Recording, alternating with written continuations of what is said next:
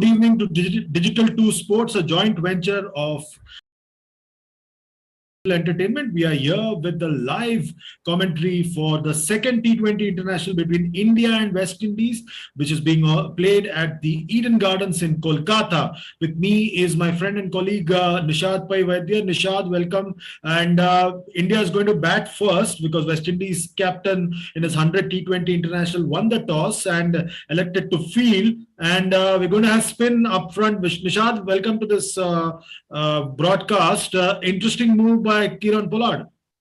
Absolutely interesting move by Kieron Pollard. And it's, as I said earlier, off air, that, it's a blessing in disguise because India really need to find a template in order to really get this right in terms of setting a score for the opposition. And now with Ishan Kishan and Rohit at the top, particularly, they have to rekindle a kind of a combination. Yes, there is a talk about KL Rahul and all that, but I think Ishan Kishan, you've got to give him time, and he's right here. And he's going to be off strike though, because Rohit is going to face the first ball, which will be bowled by Akeal Hosein. There is a slip in place. Interesting move again by Kieron Pollard to bring in the spinner up front to open the bowling. And Akeal Hosein has done that for them in the T20 World Cup last year as well. So Akeal Hosein coming in to bowl the first ball. Rohit has played this towards square leg and he will get a single. India are off the mark. So India make a start to their innings, and a confident start by their captain Rohit Sharma, who's looked in supreme touch all through the one-dayers and also in the first T20 international. He's looked a cut above the rest of the batting lineup throughout this series, throughout this tour, I must say. This despite the fact that he was away from the game since the end of the New Zealand series. To come back and be in such purple form is commendable, as Akeal Hosein now comes into ball. West Indies have made one change in their lineup. They have brought in Jason Holder, who's fit again, and in his place, he's come in place of Fabian Allen. So now Ishan Kishan is facing Akeal Hosein. A slip still in place. Brandon King is the slip. Let's see what happens. This time plays it towards mid-off. No damage done, no run taken. So yeah, looking back at the teams, West Indies have made one change. They brought in Jason Holder in place of Fabian Allen. India, on the other hand, is unchanged. So that's interesting. They're going to wait till the completion of this match. If at all India manages to win this match and seal the series, then probably we might see a few changes in the final T20 international. Once again, plays that one towards the point region, wants to snatch a single, but captain Rohit Sharma sends him back.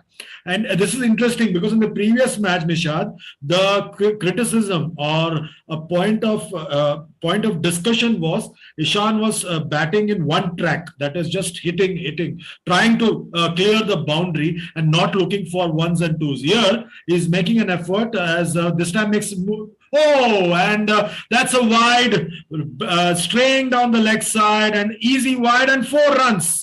So early extras for India, early extra runs for India, and all thanks to the fact that Ishan Kishan tried to make room and play, and the bowler tried to follow him. Yes, exactly, and throw him off a little bit. And the bowler here decided why not follow him, but he got it a little too wide. In fact, I think there is a withdrawal of the signal here. I think he's also it's a no. Called it a no ball. It's called a no ball, yes. So what's happened is that Akeal Hosein has overstepped in the process. So always a no ball overrides a wide. That is by the rule book, which is why this will not be counted as a wide. It will be counted as a no ball. But of course, the 4 byes will be in India's tally, which is why they're 6 without loss. But here, it's a free hit for Ishan Kishan, and Akeal Hosein is going to be bowling towards Ishan, a good opportunity to get off the mark, and he swung it across the line towards mid-wicket, but there is a fielder in the deep, and it will only be a single. Ishan gets off the mark with that one. So West Indies have probably studied Ishan Kishan very well, and Ishan is an old teammate of Kieron Pollard, the West Indies T20 and one-day captain, and he probably knows. They will still be teammates, Chandresh. They will still be teammates. I stand corrected. So they'll continue to be teammates. I stand corrected, and it's a no ball again. What's happening? What's happening here? The very first over, and Akeal Hosein can't get his footing right. What's happening here? Chandresh, as a spinner, you can't bowl no balls. I mean, Look at the reaction of Pollard. with the fast bowler, you would still expect, because sometimes they're trying to crank it up a notch and they might just go ahead because they want to get that extra bit of pace. But as a spinner, I sometimes don't understand how a no ball can be conceded. And one is all right, but two. And but again, because now Rohit Sharma is on strike, Akil Hossain can have the luxury of at least making a change to the field. So he's got a long off, and he's also got a man square on the leg side on the boundary. So let's see where Rohit tries to play this one. He was in extremely good form in the last game. A quick fire 40. This one, he swung across the line, smashed it over mid wicket, but again, it finds the fielder only a single. So Akil Hossain is lucky there that the free hits haven't really cost him a lot. Very lucky, very, very lucky. And he probably has to thank his captain for that, because his captain knows both these batters at the crease right now as his teammates at Mumbai Indians. So he's probably studied them very well and knows a thing or two about these two gentlemen at the crease. Now Ishan Kishan facing up to what should be the fifth delivery of this match and the fifth delivery of this first over of the Indian innings. Akil Hossain comes into ball and this time pulls that one, and the ball goes towards the deep mid-wicket region. Once again, there is Jason Holder there. This almost seems to be an insurance against bad bowling. That seems to be the mantra here for Akil Hossain right now. That the captain is covering up for some pretty ordinary bowling that he's starting off with. And the bowler hasn't quite gotten his plans there, although I think the captain has done a good job in terms of populating the leg side to Ishan Kishan, getting those two men on the boundary. As we saw in the last game, he was just trying to hit out to the spinners, and it isn't quite the strategy that may work well in the long run, because you aren't going to get those big hits as consistently. And as you remember, Chandresh, we had discussed a tweet by former India cricketer Jatin Paranspe, where he said that, that's what's happening with Ishan. He was getting clogged up at one end. And nevertheless, the last ball is a dot ball as Rohit defends it back towards Akil. And that's the end of the first over, at last 10 without loss. That's the kind of start India needed after being asked to bat. And just a reminder, India was asked to bat by the West Indies captain, Kieron Pollard, who's playing his 100th T20 international. West Indies have made one change, Jason Holder coming back into the lineup in place of Fabian Allen. And on the other hand, India has gone unchanged. So India believing in their playing 11 that played in the first match. A lot of talking point was, the big talking point in the first match was obviously Ishan Kishan. The other talking point was Rishabh Pant. But the most interesting bit that we probably haven't touched upon, Nishad, is Shreyas Iyer. And post-match, Captain Rohit Sharma did make it very clear the fact that the other Iyer is playing, Venkatesh, and not Shreyas, is because Venkatesh can bowl a bit and not Shreyas. So Shreyas, if he has to make it into this playing 11, he has to wait for one of the other batters to leave this. Now we have Sheldon Cottrell coming in to ball the first delivery just outside the off stump, and Ishan Kishan lets it go through to the wicketkeeper. So he has to wait for either Suryakumar Yadav or Rishabh or Virat, one of these guys, to at least go out of the team for a bit, for him to come back into the playing 11. Else he might not find a place in the playing 11 going forward in T20s. And the problem being that he can't bowl. Yes, and also the fact that I think the other two are obviously a little bit more. They are more of the aggressors who can enforce themselves rather than being the accumulators or anchors. I know Shreyas can play the big shot. Meanwhile, the second ball was also a dot ball here by Sheldon Cottrell, just shaping away from the left-handed Ishan Kishan, squared him up a little bit as he tried to guide it towards third man possibly, but no damage done there. Ishan, as we know, he can do a good job as an opener, and it's good to see him being backed here. Let's see what he does with this ball. It's defended back towards Cottrell. Yeah, and I think that's a good point that you're making about Shreyas, that in T20 cricket, he probably loses out because of that, not just about the ability to bowl, but also the fact that his batting style is not as, say, flamboyant as compared to, say, Suryakumar Yadav, who seems to have made T20 cricket his natural format to excel in. Sheldon Cottrell once again comes into ball. This time, once again, and that's out! That's a huge appeal. Is that out? I don't think. The umpires are conferring, the players are confident. Sheldon Cottrell is very confident.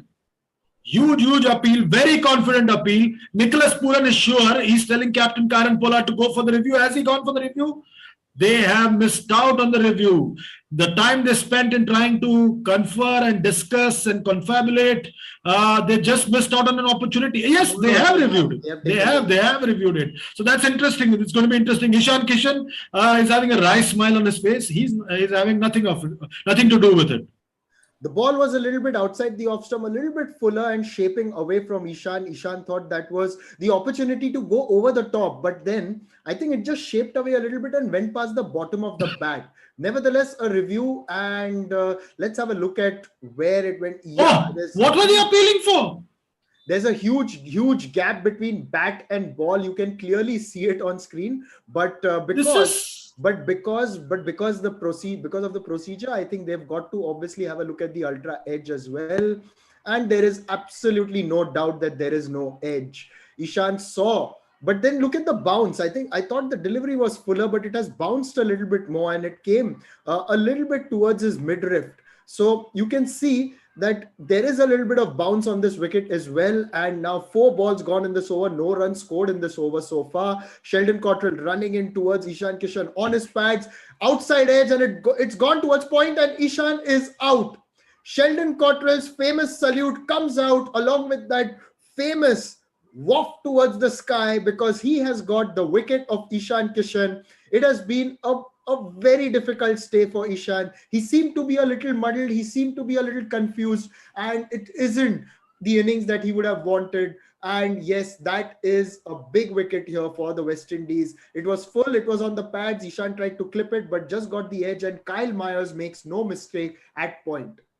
Absolutely, and you summed it up very well, Nishad, over there, that he did look a bit muddled, and in the end, a befuddled Ishan Kishan walks back to the pavilion for just 2 of 10 deliveries. He looked very confused at the crease. He didn't know what he was doing, and he tried to play that one on the leg side, but got a leading edge, and where the ball flew very high and very easily for Kyle Mayers to take that catch. The first damage done for India. Ishan Kishan, more questions surrounding his place in the T20 lineup. He made a big splash last year against England in his debut series. But here, in this particular series, in the one-day match, he looked a shadow of his former self. In the T20 international so far, in the 2 matches that we have seen so far, he's looked very confused, very befuddled, I think. And that sums up Ishan Kishan's approach, because it's been a one-track approach, and it's come back to haunt him in this particular series. If he wants to make a permanent place for himself, at least in the T20 internationals, he should have shown a bit more creative approach here to take on this challenge. Rohit Sharma now comes into face Sheldon Cottrell, and the new man in is Virat Kohli, the former captain. This over, no damage done, 2 overs done, 10 for 1 India after being asked to bat first. Well, no damage done to the West Indies, but damage done to India, because that was the wicket of Ishan Kishan, and it's a wicket maiden. A very good start by Sheldon Cottrell. I think he's a fantastic left-arm bowler. Runs in with a lot of energy, runs in and delivers that pace, and that extra pace can make all the difference. And of course, the celebration is just the icing on the cake here for the cricket fans, not just the West Indian fans. But now interesting to see the kind of approach that Virat Kohli will have coming into the power play. We know for a long time Virat Kohli was the ace T20 batter. 2 World Cups successively, 2014 and 16, he was the player of the tournament. And he made matches and batting look so easy. He did well batting first. He did well batting second. And if you look at his record, this is his 97th match. He scored over 3,000 runs, 29 50s. He hasn't got a T20 international 100 yet. But the strike rate is the most important. The 137 strike rate for a number 3 batter is extremely good. And I think that's the kind of rate that he's got to continue with. Akeal Hosein continues with a short leg in place. Nice attacking field. And Kohli works the first one towards mid-on. There will be no run. There is a short leg, Chandresh, and a slip as well. Interestingly, it was Captain Pollard himself who was at forward short leg. So that's an interesting move, an attacking move, if ever there was one. And this is a tricky phase for India because batting first in a T20 international hasn't always been a strong suit for India. We saw that in the T20 World Cup. The two games, India batted first up front in that tournament. Obviously, they won batting first against Afghanistan. But in the first two games, which cost them the place in the knockout stages, India struggled to force the pace. And here again, they are facing a tough battle. Once again, this time plays that one behind square, and the ball races away to the boundary. And Virat Kohli gets off the mark of the very second delivery that he faces and gets a boundary. So, a fantastic way for Virat Kohli to get off the mark. The score moves along to 14 for 1 on his pads. Very easy for Virat Kohli to just tuck it away nicely behind square. And beautifully timed as well. There wasn't much power obviously there. He didn't rock back onto the back foot and pull it away, but merely just glided it and glanced it in a beautiful way. Now Pollard at a short leg has moved a little bit more square, and he's trying to create those doubts in the mind of Virat Kohli. He'll now face his third ball of Akil Hussain. It's just a little bit outside the off stump, dabbed it away towards point, thought about a single but was sent back by Rohit. Yeah, so Virat Kohli here will be under a lot of pressure, not just because of the fact that we haven't seen him score big in the one-dayers or in the first T20 international. It's because of the standards that he has set for himself this time. Akil Hussain, that one came in and beat him all ends up. Virat Kohli, the questions swirling in his mind seem to play a part here in him being beaten up, all ends up over here with that delivery from Akil Hussain. Exactly, and Chandresh, just to illustrate a point, Virat Kohli, out of all the matches that he's played, the interesting thing is now he's played this towards mid-wicket. Cottrell is there, so there will be no run. Looking at his statistics, while India bats second, he in T20 internationals he averages 80. 80 is the average, okay? And when India bat first, he averages 35. Of course, in T20 cricket, 35, you'll take it on any given day. But in a sense, it does illustrate the gap between India's successes while, say, chasing. But here, there is a boundary of the last ball of the over by Virat Kohli. Akil Hussain straying onto the pads a little bit over there and has been dispatched really fine for 4. Yeah, a very good shot there by Virat Kohli. Usually we don't see such shots from him because he's the more copybook correct kind of player compared to some of the new age T20 specialists that India has in Ishan Kishan, Surya Kumar Yadav, or even Rishabh Pant, who plays agricultural shots. But here, Virat Kohli trying something different, gets full value for it. He gets a boundary. Nice way to end the over. Over number 3 done. 18 for 1 India. They've lost Ishan Kishan after being asked to bat. India, no change in the 11. West Indies made one change in the 11. Fabian Allen goes out and Jason Holder comes in. So the numbers that you put out, Nishad, about the difference in the batting first stat and the batting second stat really illustrates also and sums up India's predicament in T20 international as Sheldon Cottrell now this time. Oh, the ball flies up in the air. Ooh, lots of things happening here. The ball flew up in the air and it seemed for a moment that the ball was going to go back to the stumps.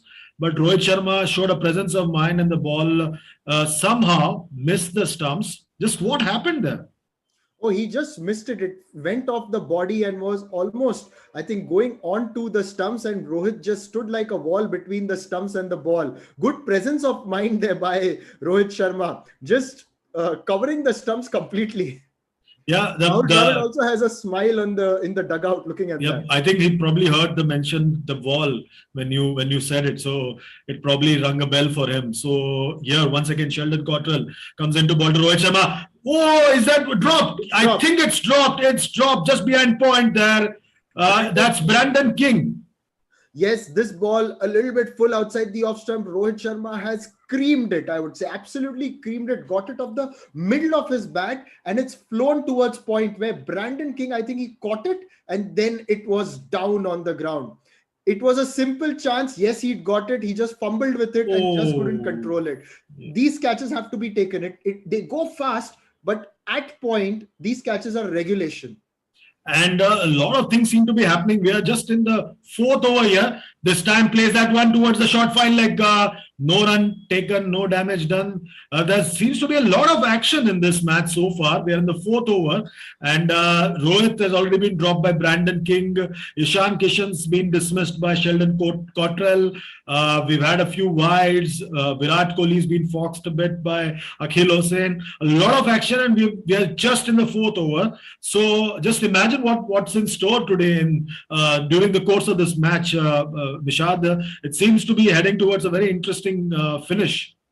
Absolutely. And this one down the leg side, Rohit tried to guide it towards fine leg, but of course it was a little too wide. So it's a wide and an extra for India. But yes, Chandresh, it's been an absolutely action-packed day so far.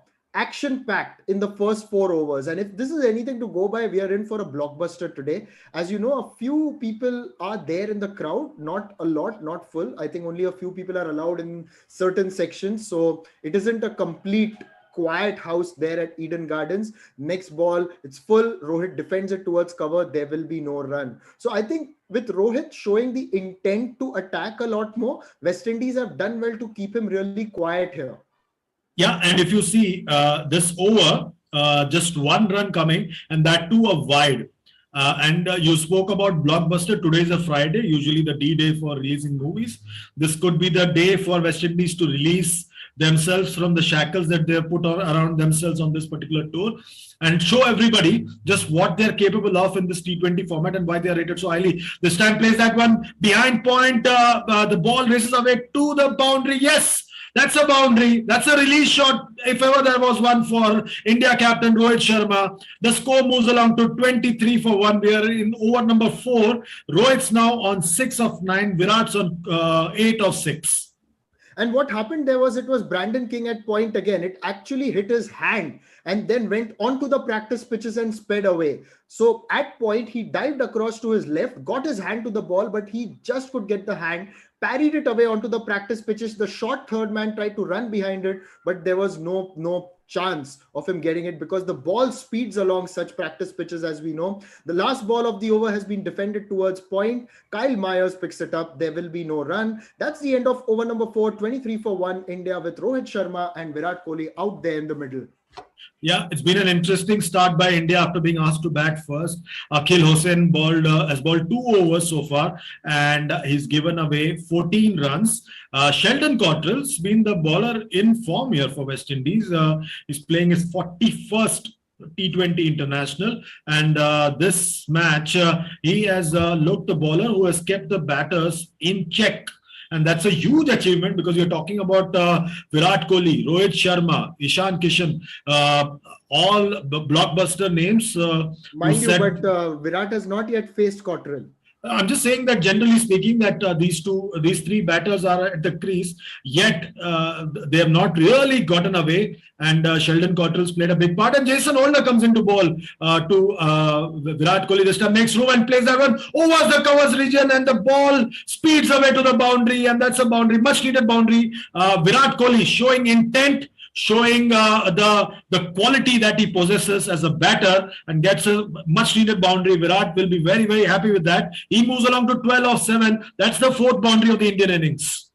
Very well done. And when Virat Kohli, I think he's continued to play such shots. He had played a similar shot to, not quite similar, but he played a shot like this to Shaheen Shah Afridi in that game, where he made room and lofted him over mid-on. The next ball, he's flicked it towards square leg, where it has gone on the bounce and has been fielded. He will get a single.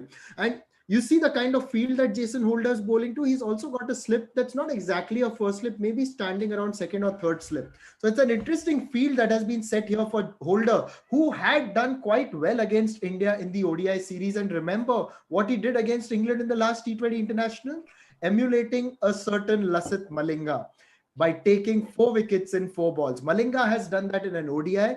He's done that in a T20 international as well. He did that in an ODI against South Africa, followed that up with a T20 international against New Zealand a couple of years ago. But now Jason Holder has joined that club as well with his feat against England. And as we know, he's an all-format player, the only West Indies player, I think, who's really classy across all the formats. Absolutely. He's a terrific team man, no longer the captain in any format, as he runs into ball to Rohit Sharma. This time squares him up, and the two batters run through for a quick single. They snatch a single. Alert to the possibilities of a single. If Ishan Kishan's watching this from the dressing room, he should probably watch these two masters at play, because they're giving a master class on how to snatch singles, because it's not about just striking big in T20 cricket. You need to be alert to pick up these singles, because not every delivery can be smashed for a six or a boundary. So Ishan Kishan probably is getting a lying masterclass, and he just has to look out from the dressing room, and he'll see these two master craftsmen at work here at the Eden Gardens in Kolkata. Yes, and this is an education. You look at them batting in, particularly in ODIs, I think that is the best education. Now, Jason Holder bowling to Kohli, this one coming in, Virat Kohli has just fended it across towards the leg side and will get a single. Talking about Holder and the West Indies attack, I think they've got a good makeup. Now, also, you've got someone like a Romario Shepherd who's going to come in, and I'm really excited to watch him bowl as well. Romario Shepherd is not just someone who can bowl, but he can hit it a mile as well.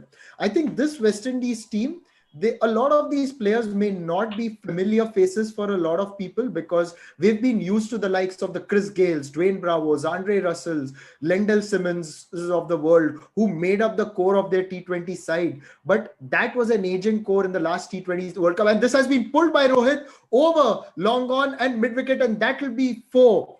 Finally, the Indian captain gets his breakout shot across the boundary, I would say. 11 runs so far from this first over of Jason Holder. Smart work by these two experienced batters here. The current captain and the former captain, they realize that Jason Holder is a key player for West Indies. They are very aware of what he did against England. So they are going after him in the very first over and putting the pressure right back on West Indies by playing him this way. Squares him up this time, and the ball goes towards point. No damage done, no run taken. Over number 5 done, 34 for 1. Rohit's on 11 and Virat's on 14. So very smart work by these two experienced batters. They're putting the pressure right back on West Indies, and it's interesting to see how they are approaching this effort, especially while playing Jason Holder. This is an interesting move, I think, by the two experienced batters. Absolutely, and you just see the way they try to attack Jason Holder right away. And now we'll get to see in the post power play phase, the West Indies bowlers, what their tactics would be, because we know Rohit and Virat, they like to work the strike around. Obviously, with Virat in those middle overs, we've known for a long time the kind of batting that he can do and can really pick it up towards the end. And the interesting fact is that although I gave you those statistics about his average being higher, the interesting fact is that his average, his strike rate while batting first is marginally higher than his strike rate batting second. Both very good, over 135. But I think marginally gets a bit more freedom batting first, and that's Romario Shepherd coming in. This ball outside the off stump. Kohli tried to make room, but it was full shaping away, and Kohli missed that one. Yeah, here's the man that few of us want to see, Romario Shepherd, and the very first delivery, Kohli trying to make a huge room for himself, but does not connect it. So Kohli's decided that he's going to go. He's going to tee off over here. He's wanting to make the most of this power play as this one. Oh, brilliant, brilliant. Over mid-on, the ball, 1 bounce, 2 bounce into the boundary. That's a boundary for Virat Kohli, and he moves on to 18. He's decided that he's going to tee off here, like I said, and the Indian total moves along to 38 for 1. They're trying to make the most of these, the final few deliveries of the power play, and Virat Kohli is taking charge here for India. Exactly, telling Romario Shepherd that, look, you're going to come to the IPL this year. This is what you've got to get used to and prepare for. If you've got to be successful, you've got to get past this kind of batting. And Romario Shepherd bowls with a little bit of a slingy action, not as slingy as someone like a Malinga, but a little bit of a sling. And this has been punched off the back foot through the covers for another boundary. Beautifully played here by Virat Kohli. Whatever you may be doing, just drop everything off and watch this exhibition, because Virat is right here on Digital 2 Sports. Yes, exactly. And Chandresh, Virat here trying to prove, not to anyone else, but I think to himself, more than anyone else that he can make that big score and that impact. There was never any doubt. But this is an important start for him here. Absolutely. And the fact that he's outscoring his captain is a big statement that he's making. And the very next delivery towards the covers once again. Will he snatch a single? No, he's not snatching a single. No, there's no to chance. outscore his captain, who's like a past master at teeing off in T20 cricket, is a big telling statement that Virat's making here with the bat. And an experienced batter is given up the cares of captaincy, and the world is at his feet right now. He can do anything and everything with the bat because he has the license now to go for the kill, and he's doing just that right here, batting at number 3 for India. 22 of 13 he's now, as once again Romario Shepherd plays that one towards mid-off and quickly snatches a single there, Virat Kohli, and moves along now to 24 of 15. An Indian total is also galloping along now. The score is now 43 for 1. We are in over number 6. One more delivery to go in the power play. You've got to say it was a sedate start, but India is catching up now. India is really catching up, and they're doing quite well, courtesy Virat Kohli. The kind of start he's got, it's because of that India have really picked up. Otherwise, with Ishan looking a little uncomfortable at the beginning, India had consumed quite a few deliveries there. Now Rohit facing the last ball of the power play, and he's lofted it over cover. That's gone really high. Is there a fielder getting underneath it? No, I think has that gone all the way?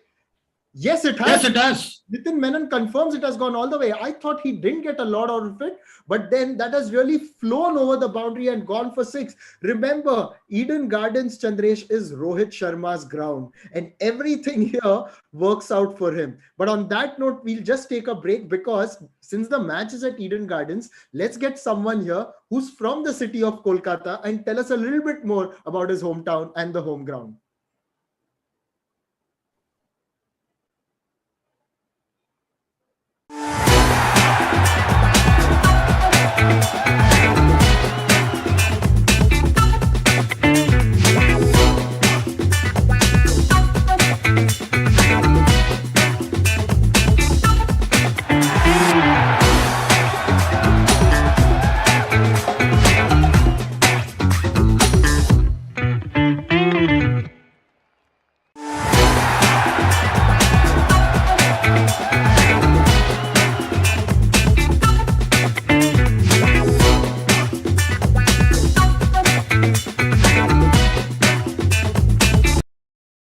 Welcome back to Digital 2 Sports, a joint venture of Channel 2 Group and One Digital Entertainment. We are bringing to you live commentary from the second T20 International between India and West Indies being played at Eden Gardens, Kolkata. I have with me Ritvik Sen, who's joining us from Dubai. And the very first delivery post power play has been dispatched once again. A bad bounce there for Roston Chase. And India brings up its 50. The score moves along to 53 for 1. And Kohli's moved along to 27 of 15. And Ritvik, this is the perfect start for India after the mishap that we had with Ishan Kishan falling in the second over. Virat Kohli's taken charge here, and that's probably given confidence to Captain Rohit Sharma as well.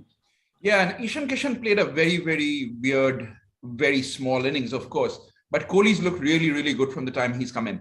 Kohli has actually looked fairly good in the last couple of years anyway, though there's been a lot of talk that he's not scored that many runs, the sort of runs we expect from him, but he's always looked in good touch.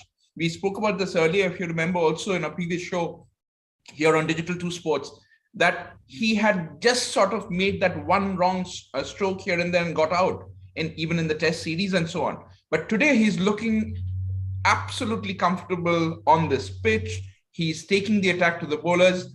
While we speak about it, he just cut the ball again. There's a fielder there to cover it up. Kohli moves on to 28 from 17. He's obviously settling in really, really well. And we know how Eden Gardens and Rohit Sharma go hand in hand, right? Rohit Sharma loves this ground, probably wants to take this pitch with him anywhere he travels. Yeah, he's made a lot of runs here, and the previous over, the final delivery of that sixth over, he played a 100 shot over covers, and the ball flew over the boundary line for a six. So he probably can't do anything wrong at this ground, as he once again snatches a single as he plays that one on to the leg side. And right now the score moved along to 55 for 1. These two gentlemen have put along 45 runs now for the second wicket, and since Virat Kohli's come to the crease, it's brought a sense of urgency to the innings, and the score is now 55 for 1 as Akhil Hossain comes into ball to Virat Kohli once again. This time Virat Kohli cuts that one behind point, and the ball right now, there's a fielder there from sweeper who will come and cut it off. So just a single once again. The score moves along to 56 for 1. We are in the seventh over, and the current run rate for India is just about 8.20. They probably want to up it up a notch further, because they realize that they need to also have insurance against dew, which is going to be a big factor here at Eden Gardens when India comes into ball later on in this match. Akhil Hossain, the final delivery of this innings. The partnership's now 46 of 31 deliveries, and Akhil Hossain comes into ball, the final delivery of this over. Cuts that one, and there's a huge appeal there by Nicholas Pooran. And Akhil Hossain's not participating in the appeal, but the captain probably will not go for the review, because he's already burnt his fingers once with the review. That was a disastrous review when they did it last time, because the ball was miles away from the bat. And so I don't think Pollard is falling for it anymore from his fielders at the moment. But I think, Chandresh, just to look at this, 56 for 1 in 7 overs, and we have probably the two best batsmen. Yes, not the youngest in the Indian squad, but two of the finest, shortest format batsmen that we have in Indian cricket, Rohit Sharma and Virat Kohli. And we can see the way they are playing, how well they can pace an innings. Rohit Sharma has been sort of taking the singles, hitting the odd boundary and six. Virat Kohli's decided to take the onus on himself and actually go after the bowling. And it's just the balance that you see between these two. When you hear them speak off the ground, you realize the sort of respect they have for each other in terms of their skill set and so on. And now they're putting that on as a show. So as long as these two stay on for at least another 4 or 5 overs, India will then have a great platform for the middle order to then come in and explode after that. Yeah, and in comes Roston Chase, and the very first delivery has been pulled towards the deep mid-wicket region by Virat Kohli. He moves along to 30 of 19. Roston Chase was the highest wicket taker in the previous match. We played a couple of days ago right here at Eden Gardens, and he comes in once again. He's also an all-format player. West Indies have two all-format players in this 11, Roston Chase and Jason Holder. These two guys have made quite a name for themselves across the 3 formats. Chase is a late bloomer in the T20 variety, but has made quite an impact in the short stint that he's had. Remember, he made his T20 international debut at the T20 World Cup, and here is considered 2 runs of the first 2 deliveries. These few overs, India will try and squeeze a few runs here and there, and also get an additional occasional boundary here and there, so that they make the most of these middle overs, as it were. Yeah, and I think it's important that these two batsmen sort of pace the innings out now without taking too many risks, and just let the runs sort of flow, and then set up that platform for the next set of batters to come in. You have Sky, you have Pant, you have players who will come in and play their natural strokes anyway. They'll play their natural game. And for that, this foundation is very, very important. As you can see, they've already had, 47 runs partnership in 30 odd deliveries. So they're going at a fairly decent pace. They're running their singles well, they're moving the field apart, and then every time there's been a loose delivery, they've milked that for either a boundary or a six. Yeah, and Rohit has played second fiddle to Virat Kohli, but these two batters really understand and know each other very well. They played a lot of cricket with each other, and right now these two, the senior statesmen in this lineup, need to guide the rest of the batting lineup in this particular format, because the batters to come are Rishabh Pant, Surya Kumar Yadav, Venkatesh Iyer. Fairly inexperienced, but very experienced when it comes to T20 cricket overall. Right now, this partnership's put on 49 of 36 deliveries. We are in the 8th over as Chase comes into ball to Rohit Sharma. This time, plays that one officially over cover, but there's a fielder there and he's gone. Brandon King this time makes no mistake there. Earlier he had dropped Rohit Sharma, but this time Brandon King makes no mistake and Rohit Sharma has been dismissed by Roston Chase. Roston Chase again proving to be the man with the golden arm for West Indies captain Kieran Pollard, and he makes the big breakthrough for West Indies by dismissing the India captain Rohit Sharma. He's gone now for 19. India are now in a spot of bother at 58 for 2. And Chandresh, if you look at it, it wasn't exactly a brilliant delivery or anything of that sort. He just mistimed it. He tried to play it off towards the onside, got a sort of leading edge, and it just popped up to deep cover. So not exactly the best ball to get out in. Rohit Sharma, I think, would be really disappointed the way he was sort of settling into the innings. But now the advantage or the fun side of the game is that you now have natural stroke makers coming in even more. So you have the likes of Pant, Suryakumar Yadav, Venkatesh Iyer, who are, yes, like you said, inexperienced in the international level for now, but at the same time, they're great, exciting batsmen to watch, and they have played lots of T20 across the IPL, right? So they definitely have the experience for it. And just as we are talking about it, it's not Pant who was originally slotted to come in at number 4, but it's Suryakumar Yadav who's come in, which I think is actually a good move. Suryakumar Yadav with Kohli at the other end could actually rebuild this innings a bit further before somebody like Pant comes in and sort of goes hell for leather. If you see in the one-dayers and in the T20 international that was played just a couple of days ago, it seemed like there are two batters from India, Rohit Sharma and Suryakumar Yadav, who looked a cut above the rest of the lineup. And they looked to be in very good form, and they were prepared to take on the West Indies bowlers across the two formats. The other batters, Ishan Kishan struggled in the one-dayer and in the T20 international. Pant has not looked the part at times.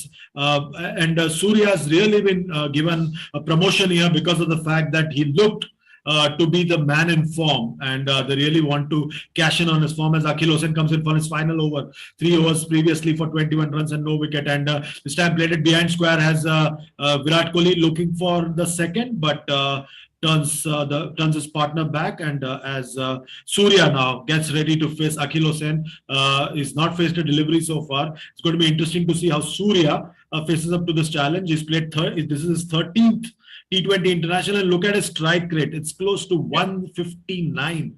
That's a massive strike rate for Suryakumar Yadav, and that's why he's stolen a march over Shreyas Iyer. Yeah, and he already has 2 30s and 3 50s in the T20 format. So he's definitely somebody who gets good starts and then tries to convert them into slightly bigger scores, which is exactly what is needed for Team India now. So him coming in at this time is probably the right move instead of a Pant coming in and having an additional risk factor, which always comes with Pant when he comes into bat. So Suryakumar is now all set to face the first delivery from Hussain. And it's been creamed through point. First delivery off to the point boundary. What a brilliant shot. What a start for Suryakumar Yadav. If ever a shot summed up the confidence and form of one batter, this shot by Suryakumar Yadav sums it up. Went on his knees, and like Ritik said, he just screamed it through the point region and gets a boundary. His first scoring shot is a boundary. So that really sums up his state of mind right now. And this Indian score moves along to 65 for 2. Since 2018, his strike rate in the first 10 deliveries is 138. So it really shows this format belongs to him, as once again he plays that one to the point region. No damage done, no run taken. The score still 65 for 2. We are in the 9th over. 3 deliveries done in the 9th over. This is Akhil Hossain's final over. And right now, Captain Kieran Pollard has plenty to think about. He's dismissed the 2 openers, Ishan Kishan and Rohit Sharma. And right now, once again, Akhil Hossain comes into ball. This time plays it on the leg side. This time towards the mid-wicket region. Will get a single. This is the 6th run of this over. Surya is now on 5 of 4 deliveries. At the other end, Virat Kohli is on 33 of 23. So a nice little knock here by Kohli. Good confidence booster here for Kohli. Absolutely, and he needs to build on this, obviously, which I'm sure he will know better than anybody else. The interesting thing about Suryakumar Yadav and 138 as a strike rate in his first 10 deliveries just shows the confidence with which he approaches T20 innings. He comes in with the mindset of scoring runs. He comes in with the mindset of dominating bowlers. And we saw that in the first shot that he played itself. So that's a great sign for a batsman like him when he comes in and he looks at dominating right from the word go. And it immediately puts pressure back on the fielding side and on the bowlers. Absolutely. And once again, Surya now facing the final delivery of Akhil Hossain's spell in this match. Has given away 28 runs thus far, has Akhil Hossain. This time plays that one through the covers. Fielder there. Oh, misfield there. And that enables the two batters to run through for two. And will there be an overthrow? No. So there won't be any overthrow. That's over number 9. That's done and dusted. Akhil Hossain's done for now. 4 overs, 30 runs, no wicket. And India is now 69 for 2. Virat Kohli is batting on 34 of 24 deliveries with 6 boundaries. Surya Kumar Yadav is batting on 7 of 4. He started off his innings with a boundary. India's lost captain Rohit Sharma for 19 of 18 deliveries, 2 boundaries and a 6. Ishan Kishan's made 2 of 10 deliveries. And right now, 9 overs done. India 69 for 2. Just to refresh your memory, Sheldon Cottrell picked up Ishan Kishan's wicket. He's given away 5 of 2 overs. Jason Holder's given away 11 of 1. Romario Shepherd 15 of 1. And Roston Chase picked up the wicket of India captain Rohit Sharma, and he's given away 4 runs in his 1 over. So overall, that's going to be very, very, very interesting for India from here on. 70 for 2 right now. They've taken a single of the first delivery that Roston Chase has bowled. The fall of Rohit Sharma's wicket, Ritik, a huge blow to India, but it opens up new vistas, new windows for the others to step in. Yeah, it does. I mean, that was probably the one false shot that Rohit played, especially a false attacking shot, and he got out to that very one. But then it opens up the doors, like you're saying, for the other youngsters in the team to come in. They have a bit more overs to bat in as well.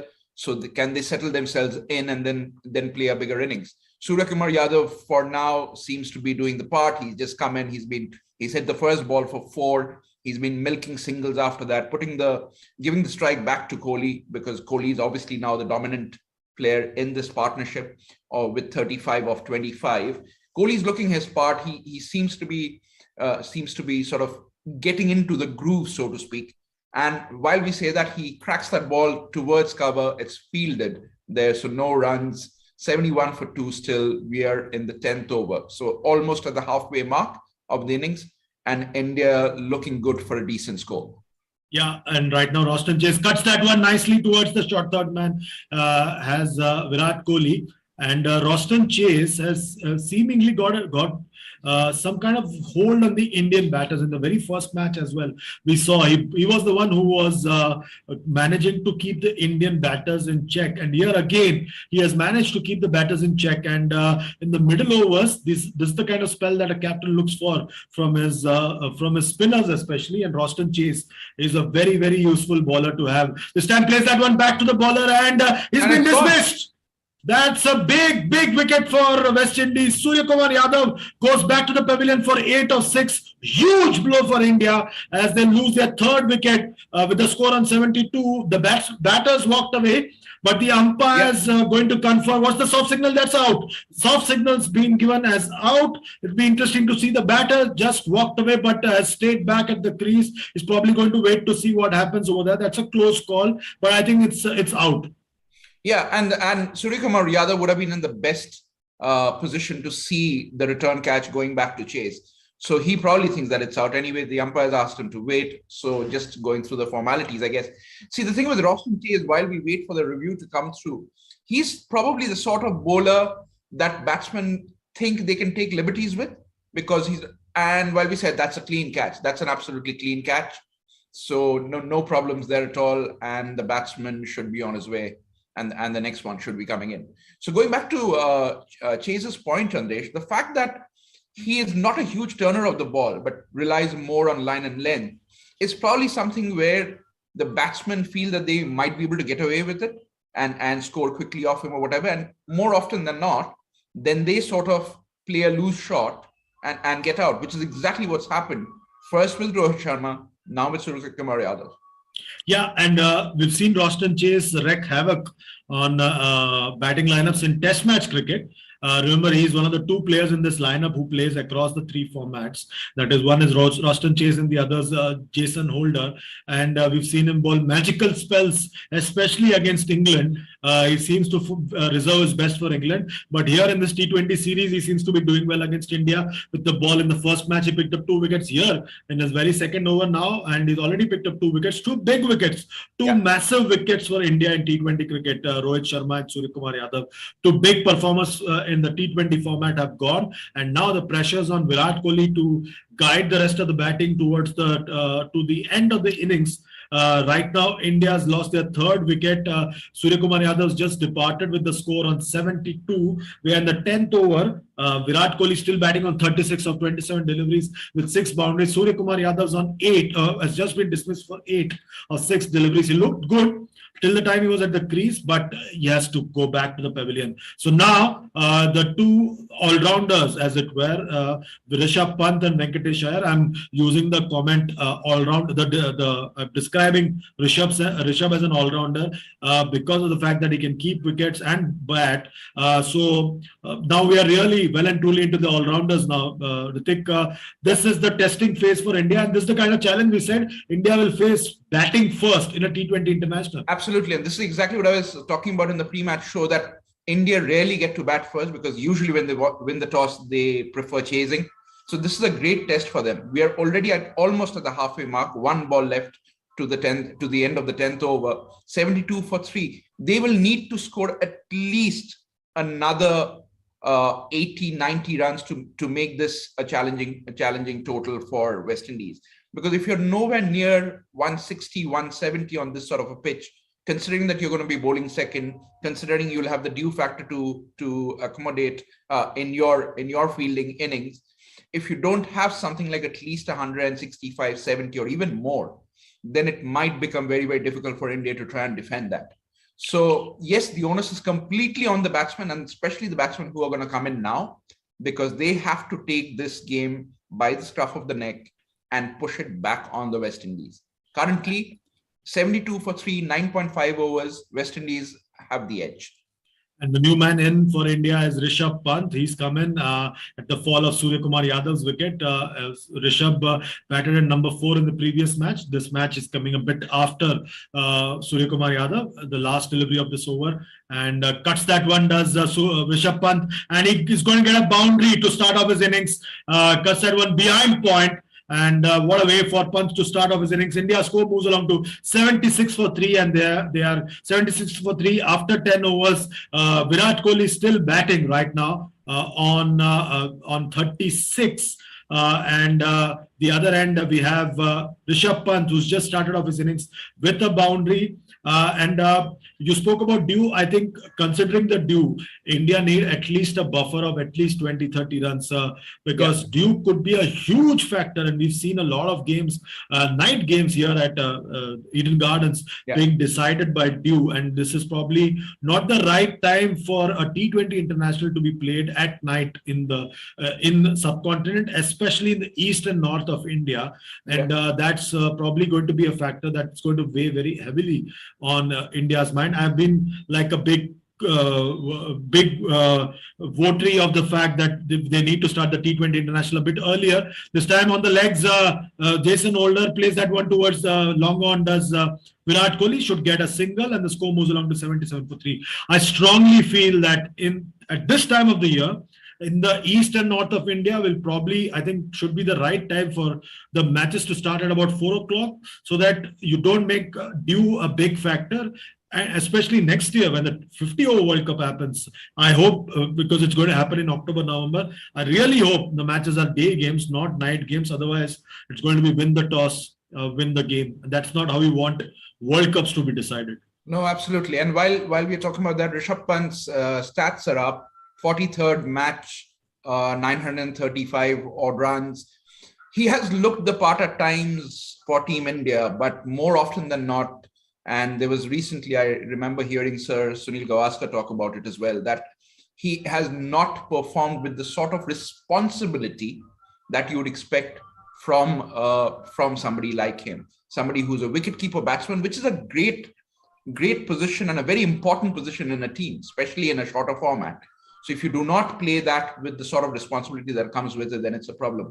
Having said that, just to go back to your point, Chandresh, at the Eden Gardens, what happens is now you have one of the stands on the side, which is a lot lower than what it used to be before. So a lot of the dew factor from the breeze and stuff from the riverside actually comes across from that. And that obviously contributes a fair bit as well. So you're right. You cannot have World Cup matches and all ideally where the toss is the all important aspect. You want players with their skill sets to win games. And hence, yeah, it's a great call if the games can be started off earlier so that it's a bit more even for both teams when they're out there. And in any case, the argument that you need, you're playing it for a television audience. If it's a fan, they will follow the game any which way. If not on television, they'll be right here on Digital 2 Sports. So remember to like, share, and subscribe this channel.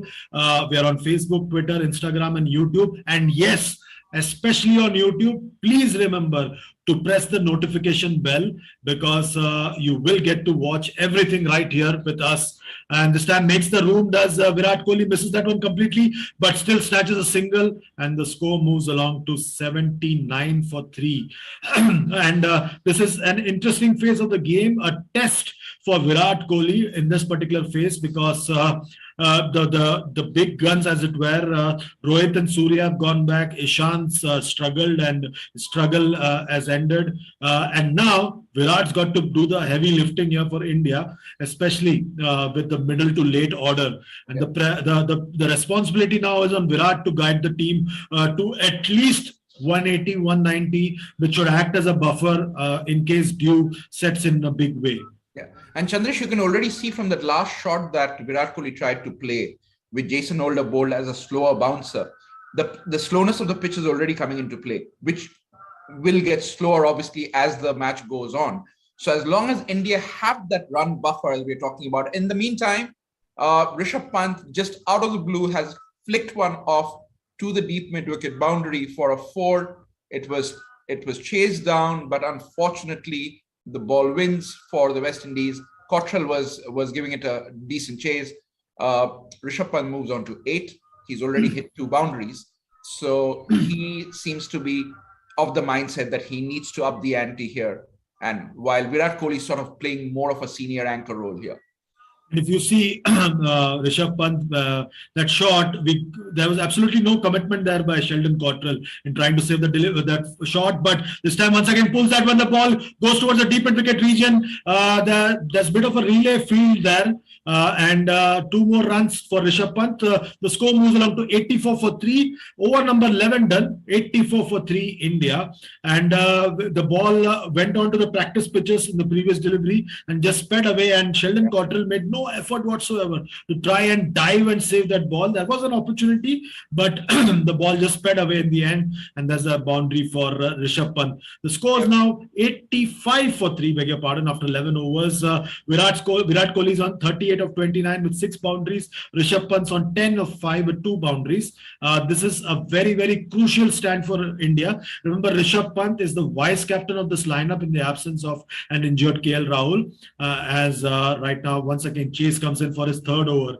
Virat Kohli is facing up to him in the 3rd over. This is the 12th over of the innings. This time, again, tries to play that across the line, but misses that one completely. Chase has got a hold over the Indian batters here in this T20 international series thus far. This is Chase's.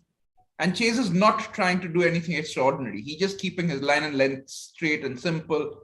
And he's just bowling to a set plan, which is ideally what you need to do in a T20 format, especially as a spinner coming in the middle order. He's not trying to be too inventive. He's not trying to bowl too many variations. He's just keeping it simple and making the batsman play or come to the ball. And I think that's a brilliant move from him. 2 wickets for 12 runs in his 3rd over. That's very decent numbers as of now. Yeah, for Pant, there are men on the leg side waiting for him on the boundary. as the chase comes round the wicket this time to Pant and plays that one through the offside. Will get a single. The ball goes towards point.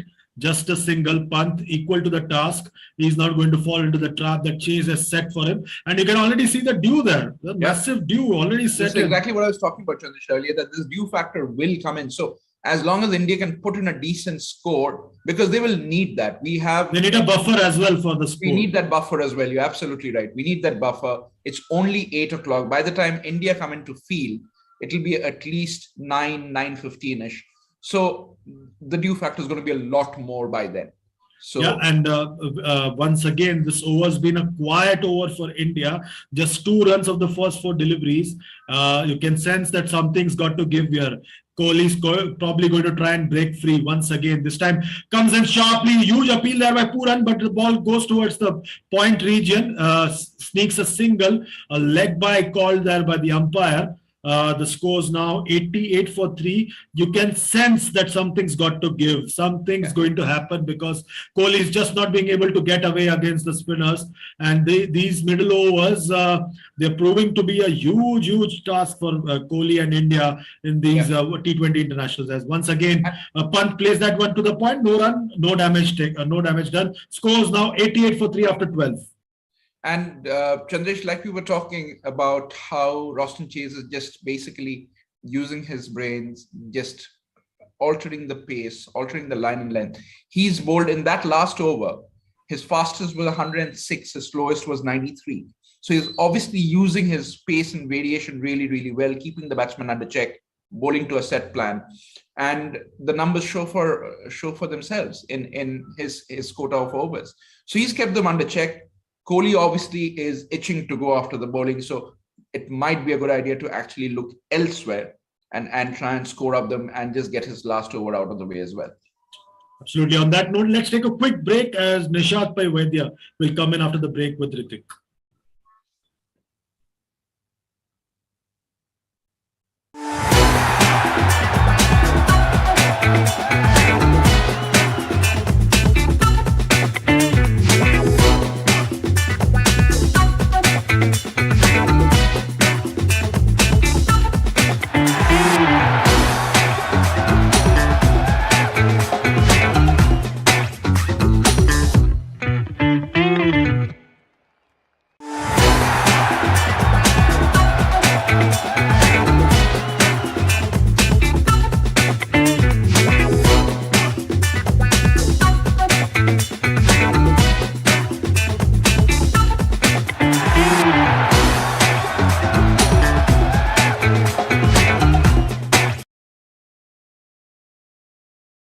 For 3 India, 13th over on. Kohli seems to be playing in a decent note. And just as we were talking, Kohli guides one down to the third man, vacant third man boundary for a 4, moves on to 45 from 35. Kohli's been looking decent in this innings. He's played himself in, and he's now slowly trying to open up as well. Yes, and this was really well played. Odean Smith got this to pitch short, and in fact, it came in towards Virat Kohli's body. He saw that the third man was a little too square, and he's played it really fine around the second slip region and got that for 4. So Absolutely. This shows that he's really seeing the ball really well. This one down the leg side, and it would be a wide. So let us remind our viewers, this is the Doosra Show. You're watching Digital 2 Sports, which is a joint venture between Channel 2 Group and One Digital Entertainment. Please do follow us across all social media platforms. Here it is. You can see the list of our social media platforms. We are on Digital 2 Sports, and subscribe to our channel. Press the bell icon for all the updates. And now Odean Smith is coming on to bowl the third ball of the over. This has been worked away by Virat towards square leg, and he'll get a single. Moves to 46 with that one, and Pant returns on strike. Yeah, Nishad, one interesting point I'd like to make for yourself as well as the viewers who are watching us here. Virat Kohli in this innings has actually been using a slightly different stance. It's a slightly more open stance. He's squared, and that I think has helped in the way he's approached the innings as well, because he's naturally getting a lot more room to play his strokes onto the offside. And I think it's obviously a very, very calculated move from him in terms of how to make that fine adjustment from his stance and his batting technique, and then try and utilize that. So I think that that's a great move from his end. What else can we expect from somebody who's that experienced? And the results are already showing with him being on 46 of 36. Yes, and now Rishabh Pant has flat batted that towards long on and he'll get a single. 97 for 3, India batting first. It's a challenge for them in terms of setting their template, as I said earlier, on how to bat first and put a score on the board. Virat Kohli leading the way at the moment. There's a square leg, there's a mid-wicket, square leg is back, fine leg is inside the circle, and they've also sent the long on back to the boundary. Cover and mid-off are inside the circle. So an interesting field here for Odin Smith as he runs into bowl the fifth ball of the over down the leg side, and that is a wide. And Nishad, now comes that interesting part where with Kohli having already got 46 of 36, he technically can't actually afford to get out now, because then that will mean two fairly new batsmen at the crease. So now that he's settled in, he needs to play a sort of an anchor role. Of course, we know he can accelerate at any given time depending on a match situation, but he needs to be the mainstay of this innings if India need to get to about 170 plus. Meanwhile, the fifth ball has been just worked away towards point and the fielder collects it. There will be no run. And you're absolutely right. Now that he's gotten the start and we know that he can more than make up for it towards the end. We've seen a lot of Virat Kohli's remarkable innings in T20 cricket where he's been able to accelerate later after building a platform, and that platform has been built now. Now it is only about that acceleration part, and he's now facing the last ball and just wafts at it outside the off stump, does not make contact, goes through to Nicholas Pooran, the wicket keeper, and that is the end of the over. 98 for 3. India will now look for a surge in the last 7 overs, particularly considering the fact that they've got Rishabh Pant out there who can play those big shots, and of course Virat Kohli, who's the set batter out in the middle. Venkatesh Iyer to follow, who had a good little contribution in the last game in terms of finishing the match for India. Thereafter, it's the bowlers. Although Deepak Chahar and Harshal Patel can contribute with the bat, you don't want to leave them with a lot to do. So it's mainly these two and Venkatesh who've got to take India to a big score. Absolutely. And I think the onus, like you rightly said, is on this pair and the next. And that's about it. That's where the focus needs to be for the team. That's where they need to score the bulk of the runs if they have to go to a decent score of at least 170 plus to be competitive on this pitch. Now, the other factor is somebody like Rishabh Pant, who has already scored 13 of 9. He's hit 2 boundaries. He's due for a big score. He's been getting out cheaply, irresponsibly at times. So he needs to put his foot down and make a significant contribution and put his hand up and say, as vice captain, here I am. I'm playing the innings that should be expected out of me. Meanwhile, Roston Chase, who's had a phenomenal day today, he's been swept by Virat Kohli over a long on, and Jason Holder, the tallest man on the field, probably tries to take a catch, but then just manages to palm it over the boundary, and that's a 6. If any man could have taken that catch, it was Jason Holder, but not to be. But Virat Kohli gets the 30th 50 with that shot of his T20 international career. Absolutely, and this shot was on his knees, proper, clean T20 swipe across the wicket. You're absolutely right. If anybody could have taken that, that was Jason Holder. But he, in typical football parlance, has tipped it over the boundary and it went off for a 6. So yes, Virat Kohli, 52 of 39, and he looks set for a big one. He needs to push on from here to get a big one. Exactly, and then Roston Chase follows that up with a wide down the leg side. He bowled well before this over, then comes back very well. This ball outside the off stump stays a little lower than Virat Kohli expected, I think, tries to cut it, misses it. He's on 52 of 43 balls remaining. Chase has bowled a good spell so far, 2 for 21 in 3.3 overs. The 4th ball of this over, and Kohli's bowled. That spell gets even better.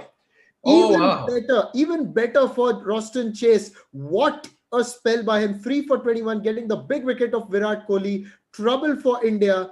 Soon after getting to his 50, he's been bowled by Roston Chase. He who has stuck to his plans. And coming into this T20 International Series, Roston Chase had not gotten a T20 wicket. But in the last game, he took 2. And in this game, he took 3. And this one was a different delivery. I think he just pushed it across a little bit more. And what a performance by him. I think he's proving to be a utility player for them in this format. He is. And this is what we were talking about earlier, Nishad, just before you came in with Chandresh as well, that Roston Chase hasn't done anything significantly different from what we've seen him in the previous game as well. He's not tried too many variations. He's played variations in terms of speed, but he's just kept his line and length right. He's troubled the batsmen by tucking them up. And this was a classic case. Virat Kohli, after that six, missed out on a couple of deliveries. One was down the leg side, one he tried to cut and he couldn't. And it was just that quick lack of concentration from Virat Kohli's side. Roston Chase stuck to his plans, bowled wicket to wicket. And the results are that Roston Chase has Virat Kohli's wicket to his name. And that's his third wicket of this innings. Brilliantly bowled so far, 2 more deliveries to go. And Venkatesh Iyer facing the first ball. Very, very sneaky edge going down to the deep fine leg boundary. But that could have gone anywhere, including onto the stumps. Venkatesh Iyer should consider himself to be very, very lucky with that shot. Extremely fortunate with that one. He goes forward to play and rightfully so gets that inside edge between bat and pad. And it goes past the short fine leg fielder for 4. What a spell this has been by Roston Chase. In fact, that ball came in with the arm. It didn't turn as Venkatesh Iyer would have expected it to. Last ball of Roston Chase's over has been defended by Venkatesh Iyer towards point and Pant sends him back. There will be no run. 110 for 4 after 14 overs. And now Pant and Venkatesh have got the responsibility because after this, they've only got Harshal and Deepak. Yeah. And Chase finishes the spell with 3 wickets for 25 runs. I think he's bowled brilliantly, bowled to a plan. Like I said, nothing extravagant, kept his line and length proper, played around with the variations, and he's got 3 big wickets to show for it. He got Rohit, he's got Kohli, and he got Suryakumar Yadav as well. So brilliant bowling. Four overs well spent by Chase out there. And put India in a spot of bother. He absolutely saw that Virat Kohli particularly was starting to move his arms really well. And just then he came in and his bowled this really tight spell in the middle overs, not given too much away. Yes, a few runs came in his last over, but they were incidental more than anything else. Yeah. I think even the 6 that went could have been an opportunity possibly had Jason Holder managed to hold on to it, but was not to be. But then he got the big wicket. And also Venkatesh Iyer was very fortunate on that one. Now, meanwhile, Kieron Pollard brings himself on. This will be his first over in this game. And as we know, he's playing his 100 T20 international. This will be the 15th over. Rishabh Pant will be facing Kieron Pollard. The first ball, Pant has managed to scoop that over short fine leg for 4. A very cheeky and a typical Pant shot that we are so used to seeing. Absolutely. Just goes back a little bit and just manages to scoop or guide it over third man or over fine leg. I have no idea. I think you're right. It's more of a guide over third man than a scoop. It's like those gully cricket shots that you play when you have fielders and shops and all that, and you need to be able to scoop it over that, right? And again, Pollard's first delivery was probably a bit of a loosener in any case, down the leg side, slightly shortish. So Pant really didn't have to do much, and he took full advantage of that. Yes, and the second one is also short. He's pulled it across towards square leg where the fielder comes across and fields it. And Venkatesh will now come in to face Kieron Pollard. I think Pollard also realizing that there are now 2 left-handers. Possibly he's got a knack of bowling towards left-handers. Maybe he feels that, which is why he's got himself back into the attack. I do not know the exact thought process behind it, but what a phenomenal spell it was by Roston Chase. Yeah. And you've got to give him credit. Plus, Pollard coming in at this time of the innings is actually not a bad move, because then he can use up a couple of overs in between. As long as he doesn't go for too many, he would have done his job, and then he can bring his main bowlers back on again. While we were talking about that, Venkatesh Iyer plays it down to the onside, down to deep in wicket, gets a single. Pollard, of course, on the non-strikers end, manages to throw in a quick word or two to Venkatesh Iyer. They obviously meet enough across the IPL circuit for them to know each other nowadays. So yeah, Pollard coming into this innings at this time to bowl. And if he bowls a couple of overs and goes for even 10, 12, 14 runs, he would feel that they've done well for West Indies. I think this would be a dead ball. There would be no runs on that because Pant was taking evasive action. Yes. Virender Sharma signaled a dead ball. It was on the pads. Pant was in 2 minds whether to play or not, and he did not play a shot. It went off the pad and went really fine towards the boundary. So yes, rightfully signaled a dead ball. And big wickets for Austin Chase today again. And, they were, as you said, Rohit Sharma, Surya Kumar Yadav, and the big wicket of Virat Kohli. I think the biggest of the lot, because he was looking really good. Yeah. And again, when you see these dismissals, you see that they were not massively difficult deliveries, but they were just on line, on length. In the meantime, Pollard's been on to a bit of gamemanship with Pant, goes on to bowl, gives a false arm over, and then with a wry smile walks back. So a bit of mind games going on there as well. And why not? It's all part of the game. Exactly. And now the fifth ball of the over, outside the off stump, Pant has managed to smash that past cover. The fielder at long off tries to get across but cannot, and that is a 4. India go to 120 for 4. And I think when you look at T20 cricket, I generally like to look at it this way, that by the 15th over, on pitches which aren't clearly 200 plus, if you're around 120, which is 8 runs and over, you've got a good platform for the last 5 overs. Yeah. Provided you've got the proper wickets in hand. Now, India do not have a frontline batter after this, but 120 at this stage, a good score for India. But I think they've got to surely get a bigger contribution in store. Absolutely, and that primary contribution needs to come from these two.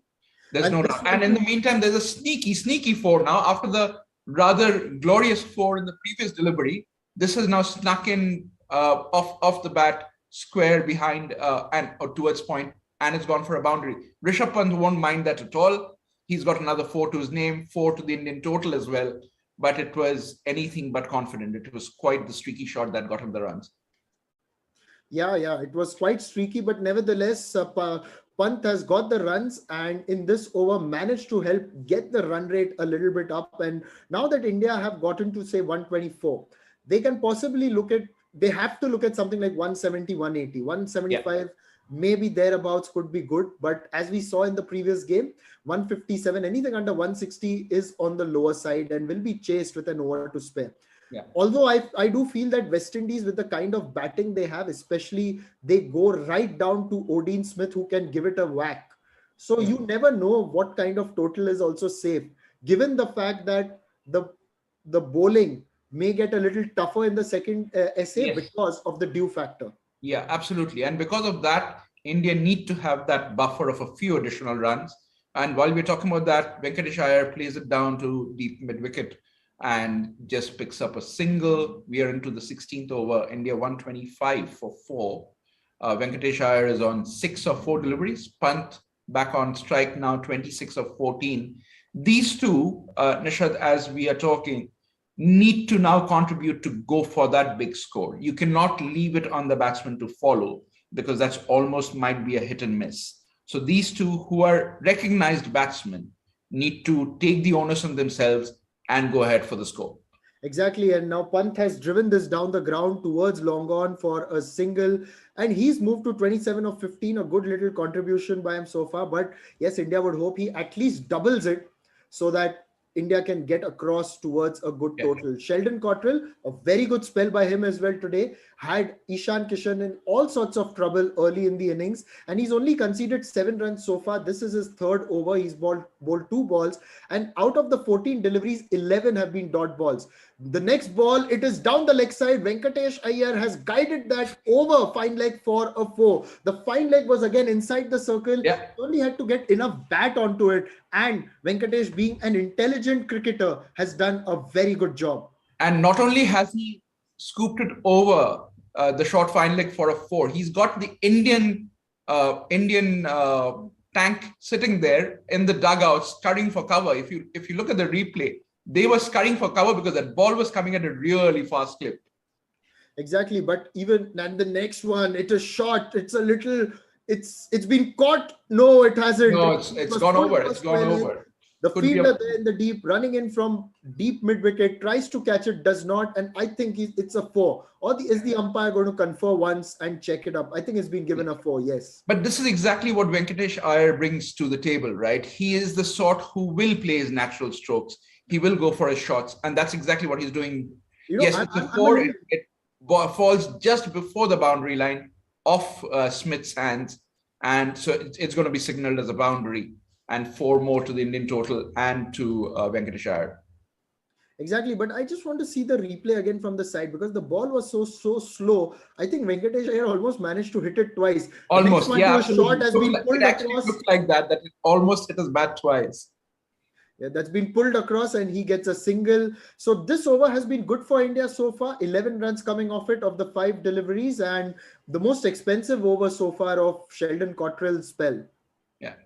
And in the last 29 balls, India's actually scored 50 runs with the loss of just the 1 wicket. So it shows that India obviously have kept in mind the fact that they need to keep pushing the run rate, which is obviously what's needed in this sort of a format. So they're trying to do that. Pant now plays one down to the boundary. Very, very good shot, just off the hips. He swivels it round. The Indian think tank is happy. The Indian dugout is happy. Pant moves on to 31 of 16. And that was really a very, very smart, clever shot. Did not try to hit it too hard, just guided it down to the vacant area down behind square, and it went in for the boundary. Yes, with the fine leg inside the circle and square leg back, that ever slight gap that you find, the angle there is something that you've got to exploit. And Pant did that really well with the ball just angling in towards his body. Didn't really have much of foot movement on that one, but managed to glide it across for a 4 and 15 runs coming off that over. So a timely contribution in terms of runs in an over because India have to really maximize whatever they get now. So the score moves to 139 for 4 and India currently looking really good to even go past 180, I would say, because they've got 4 overs. You'd want to get at least 40 out of the last 4. Yeah, and this again, it goes back to these two. These two are already settled in. They've got the starts. Pant has already played 16 balls. Venkatesh Iyer has played 7. The onus is on them now to push this as far as they can.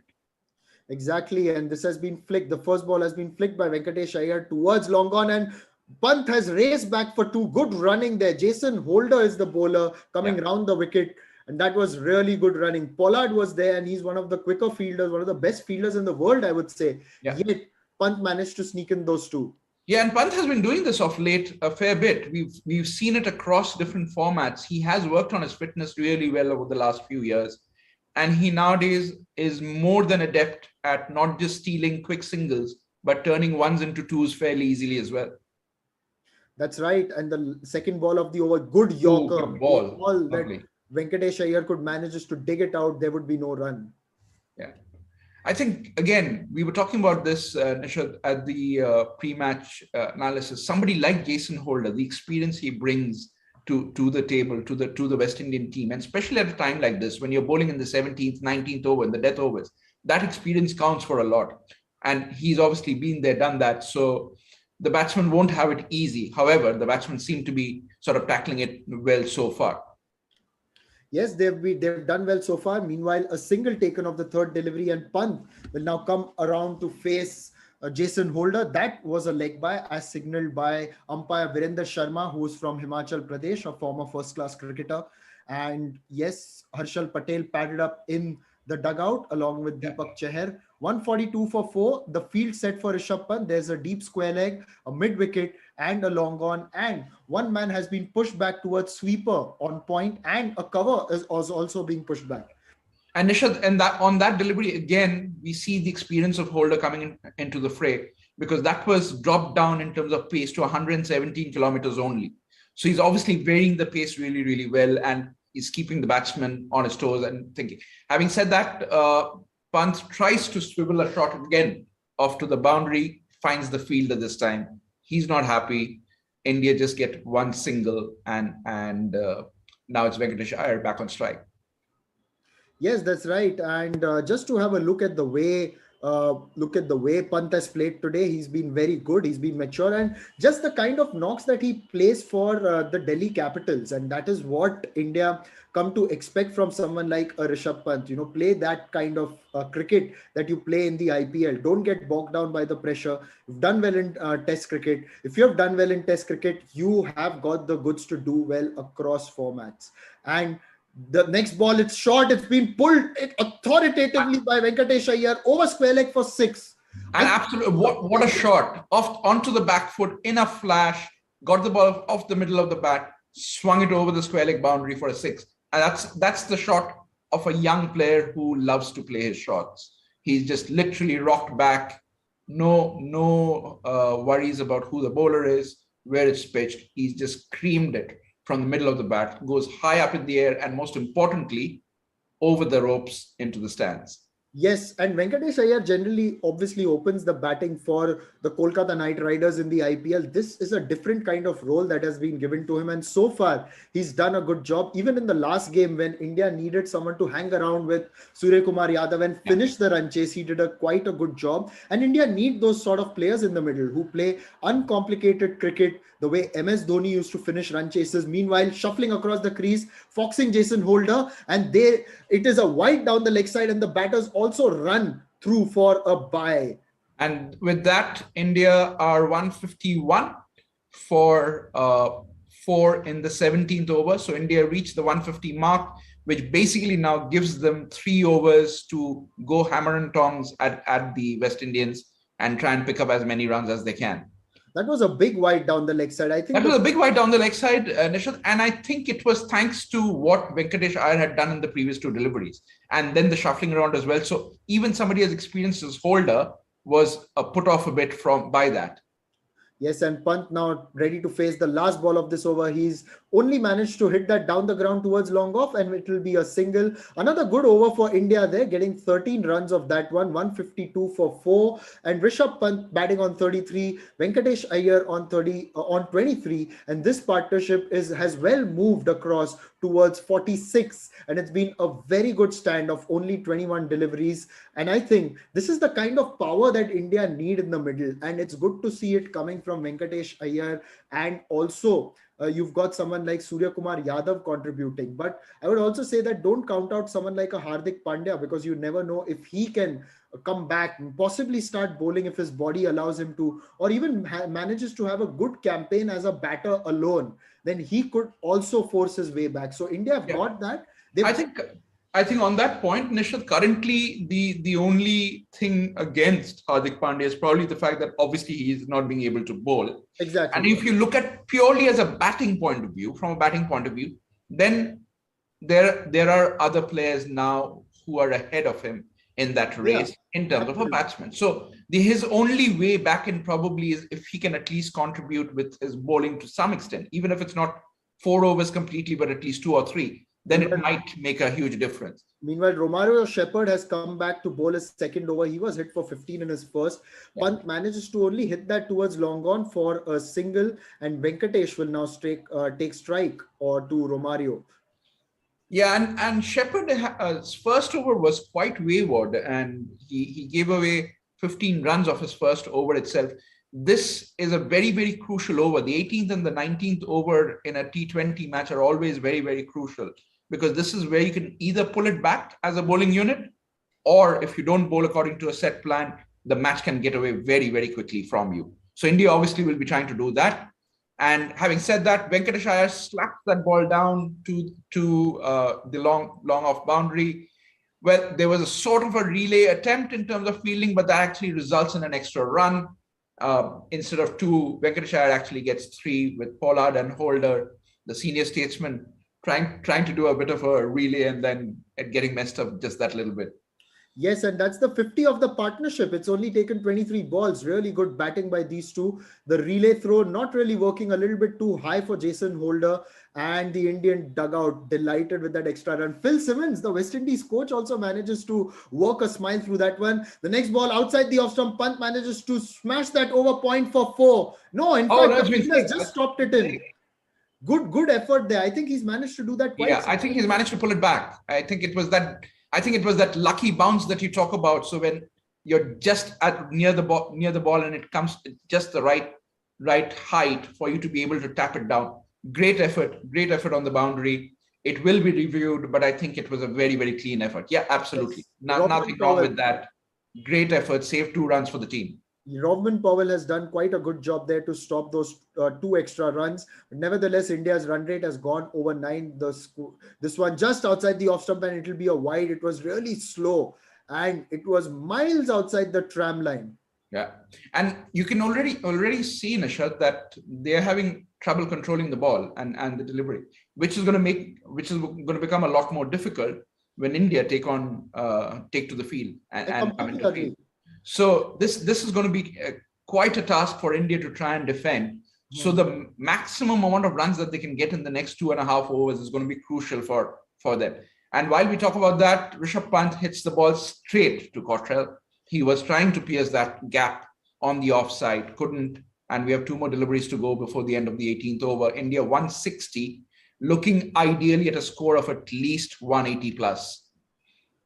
Yes, and that delivery particularly, it was good. It was outside the off stump and really full, and only a single conceded. Those are the kind of deliveries that Romario Shepherd has got to bowl a lot more in these situations. And he comes on to bowl to Venkatesh Iyer, who uses his feet, carts that through the offside, finds the gap at point, and that will be a 4.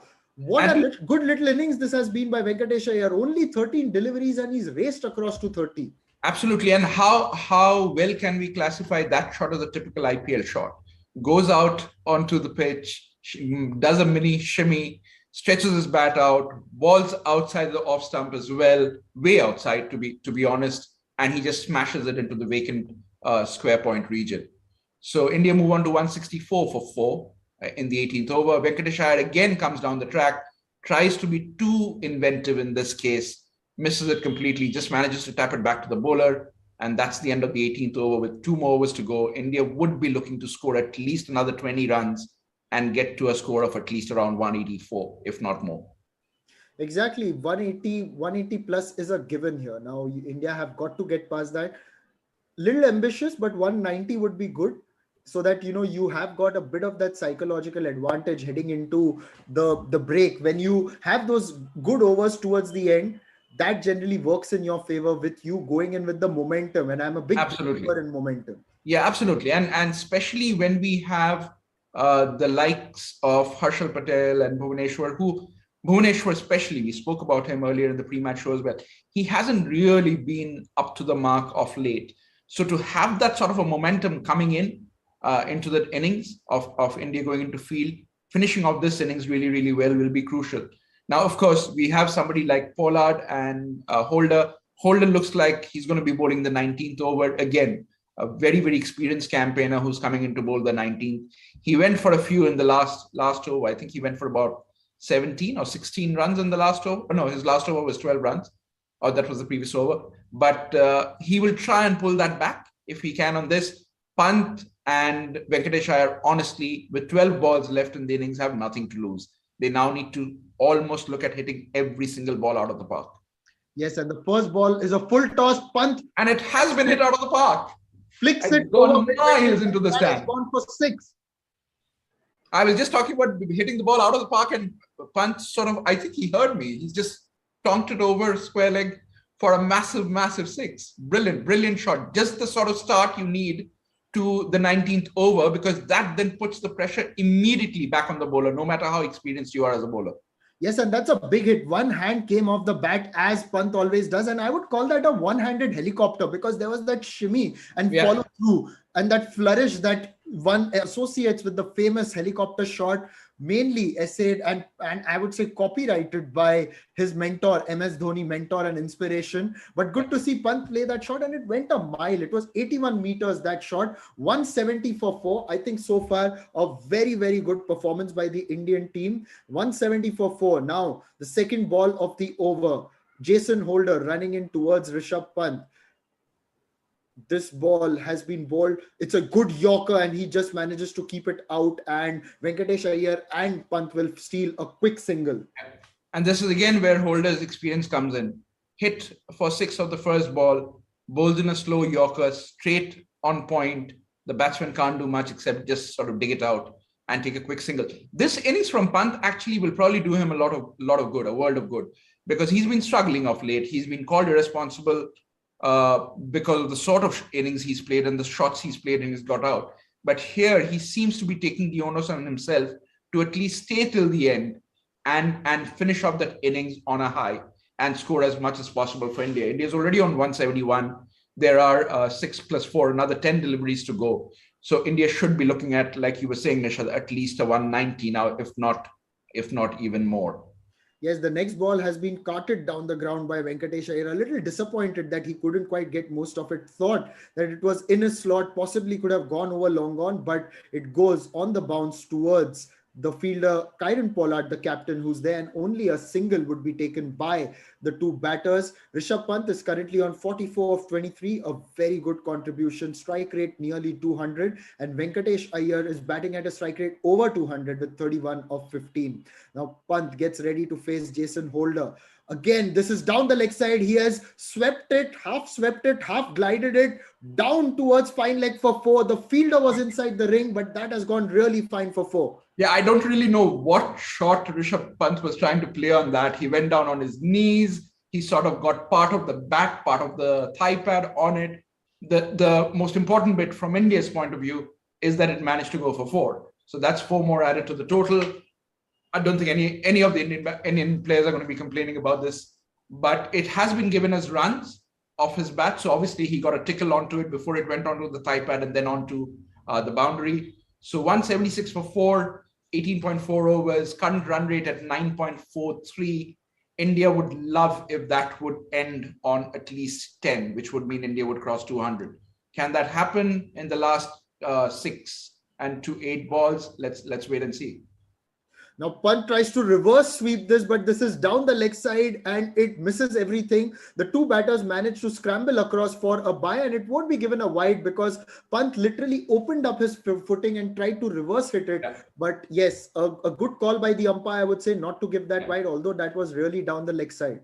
And this is where Pant at times gets a bit too ahead of himself, doesn't he?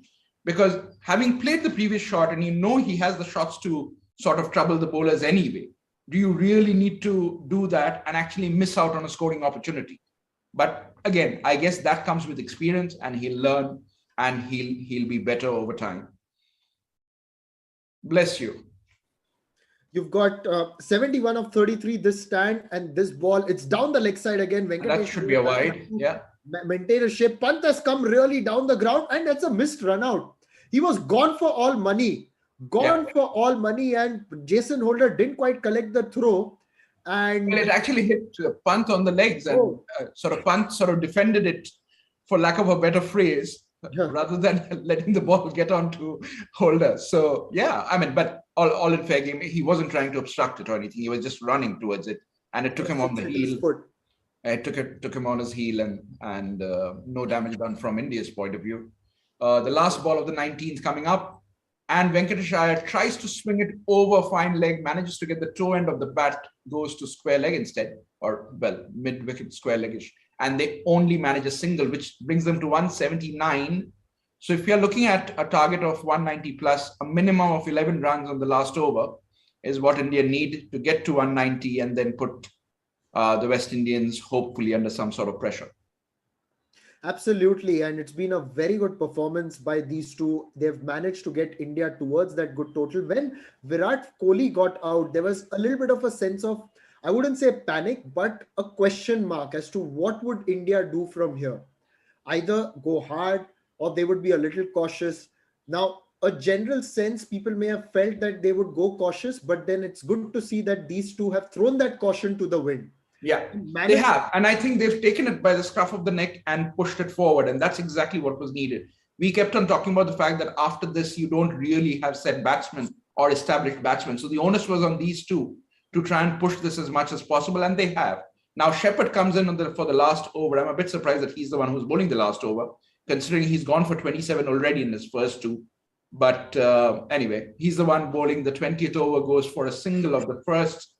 And India move on to 180, which was one of the scores that we were initially thinking about, at least a starting point in terms of a par score or a slightly better than par score. So India's there already. Anything they get above this will probably be a bonus for them.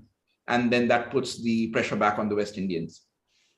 Absolutely, and a very, very good performance. As I said earlier, last 25 balls, India have scored 56 runs. Romario Shepherd comes across. This is really wide. Pant reaches out to that one, only manages to find the fielder in the deep on the offside. The sweeper collects it, and it'll only be a single. So first two deliveries, so far so good for Romario Shepherd, getting that Yorker just outside the off stump really well, and that's what he's got to do. He got one or two of them in his previous over, but he's got to do that more consistently here. Yeah.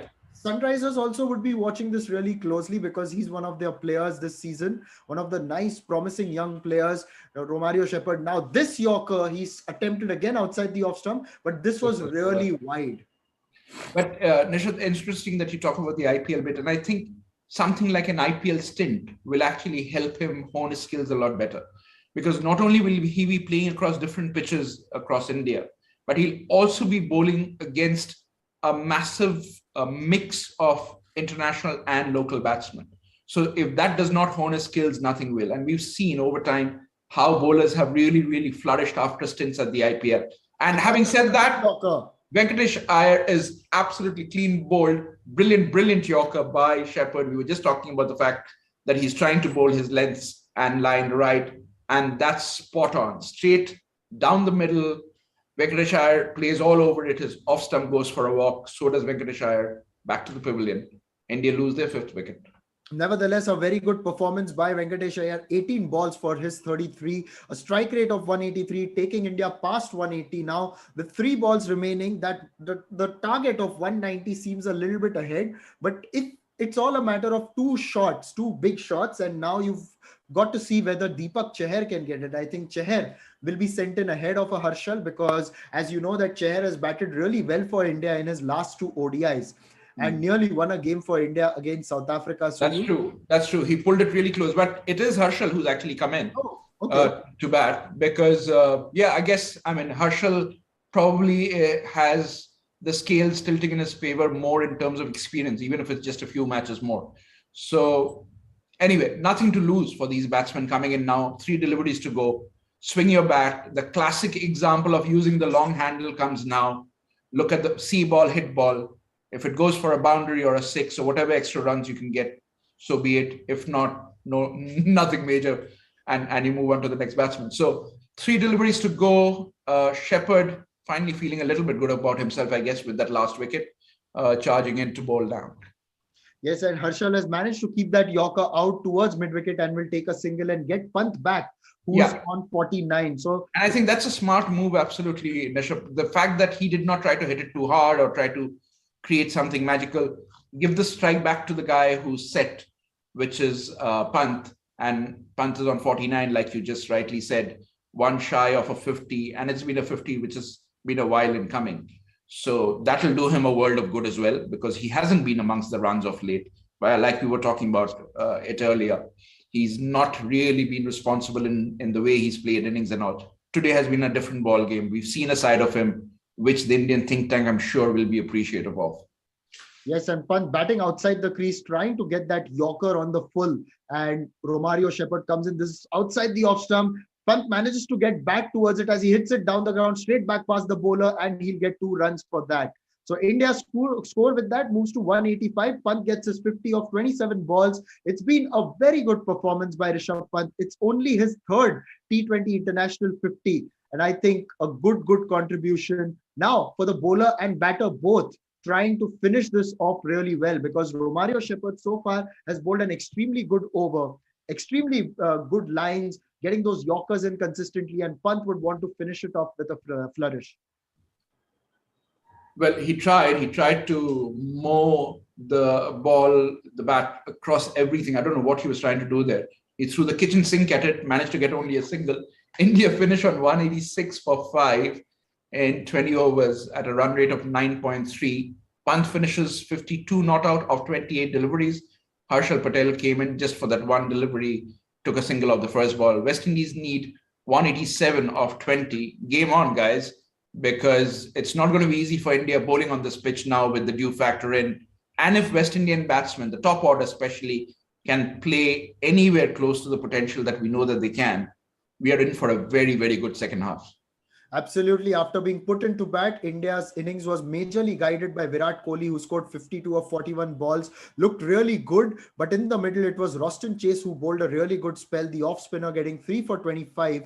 And thereafter, with India in a bit of a spot of bother at 106 for 4, with Virat Kohli being dismissed, Rishabh Pant and Venkatesh Iyer then unleashed a flurry of strokes to ensure that India get across the 180 mark. And Rishabh Pant ultimately finishing on 52 not out of 28 balls.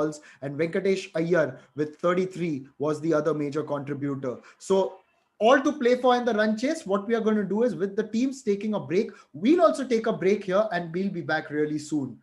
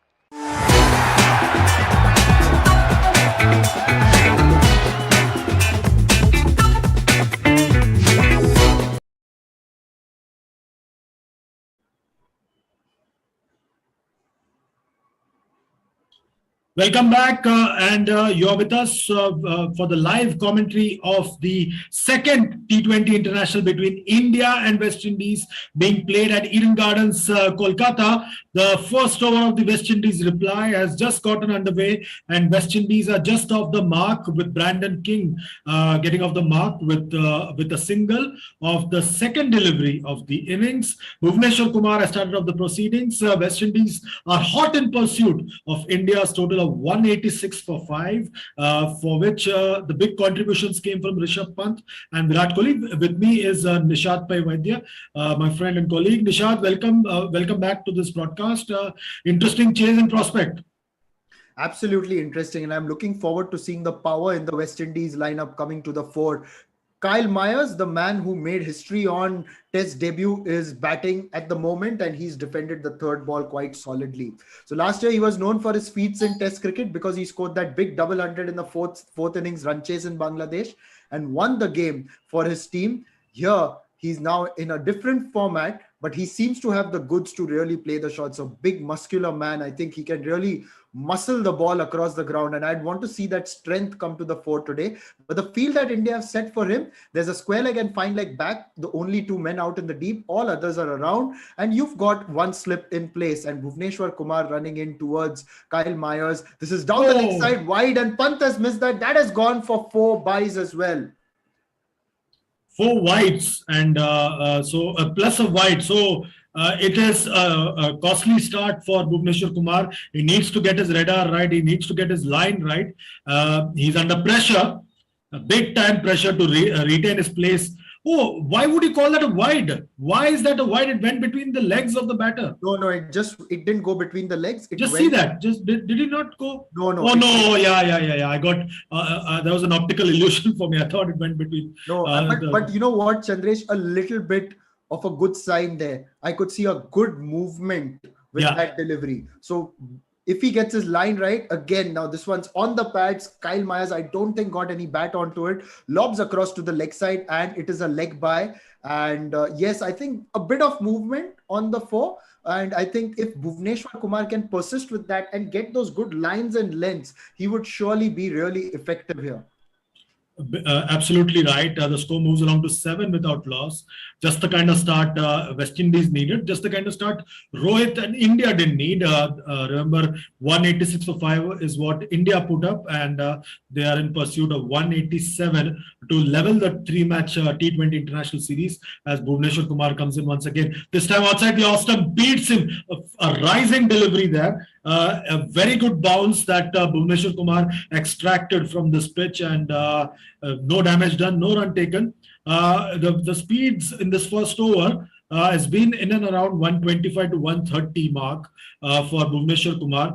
The speed was never his forte, but he was quick enough to disturb the batters. But since injuries have taken toll of his body, he seemed to have slowed down quite a bit. Yes, he used to get to 135 quite a few times, and that makes a difference. But I'm happy to see the bit of movement that he's getting. And the last ball of the over, it's been played towards Yuzvendra Chahal, who's at mid-off, stops it on the ring, but they'll get a single. 8 without loss after the end of the first over. I think, Chandresh, a bit of positive for India that Bhuvneshwar is getting that typical outswing. And India needs him to get that movement, because when he gets that, he's a bowler to watch out for.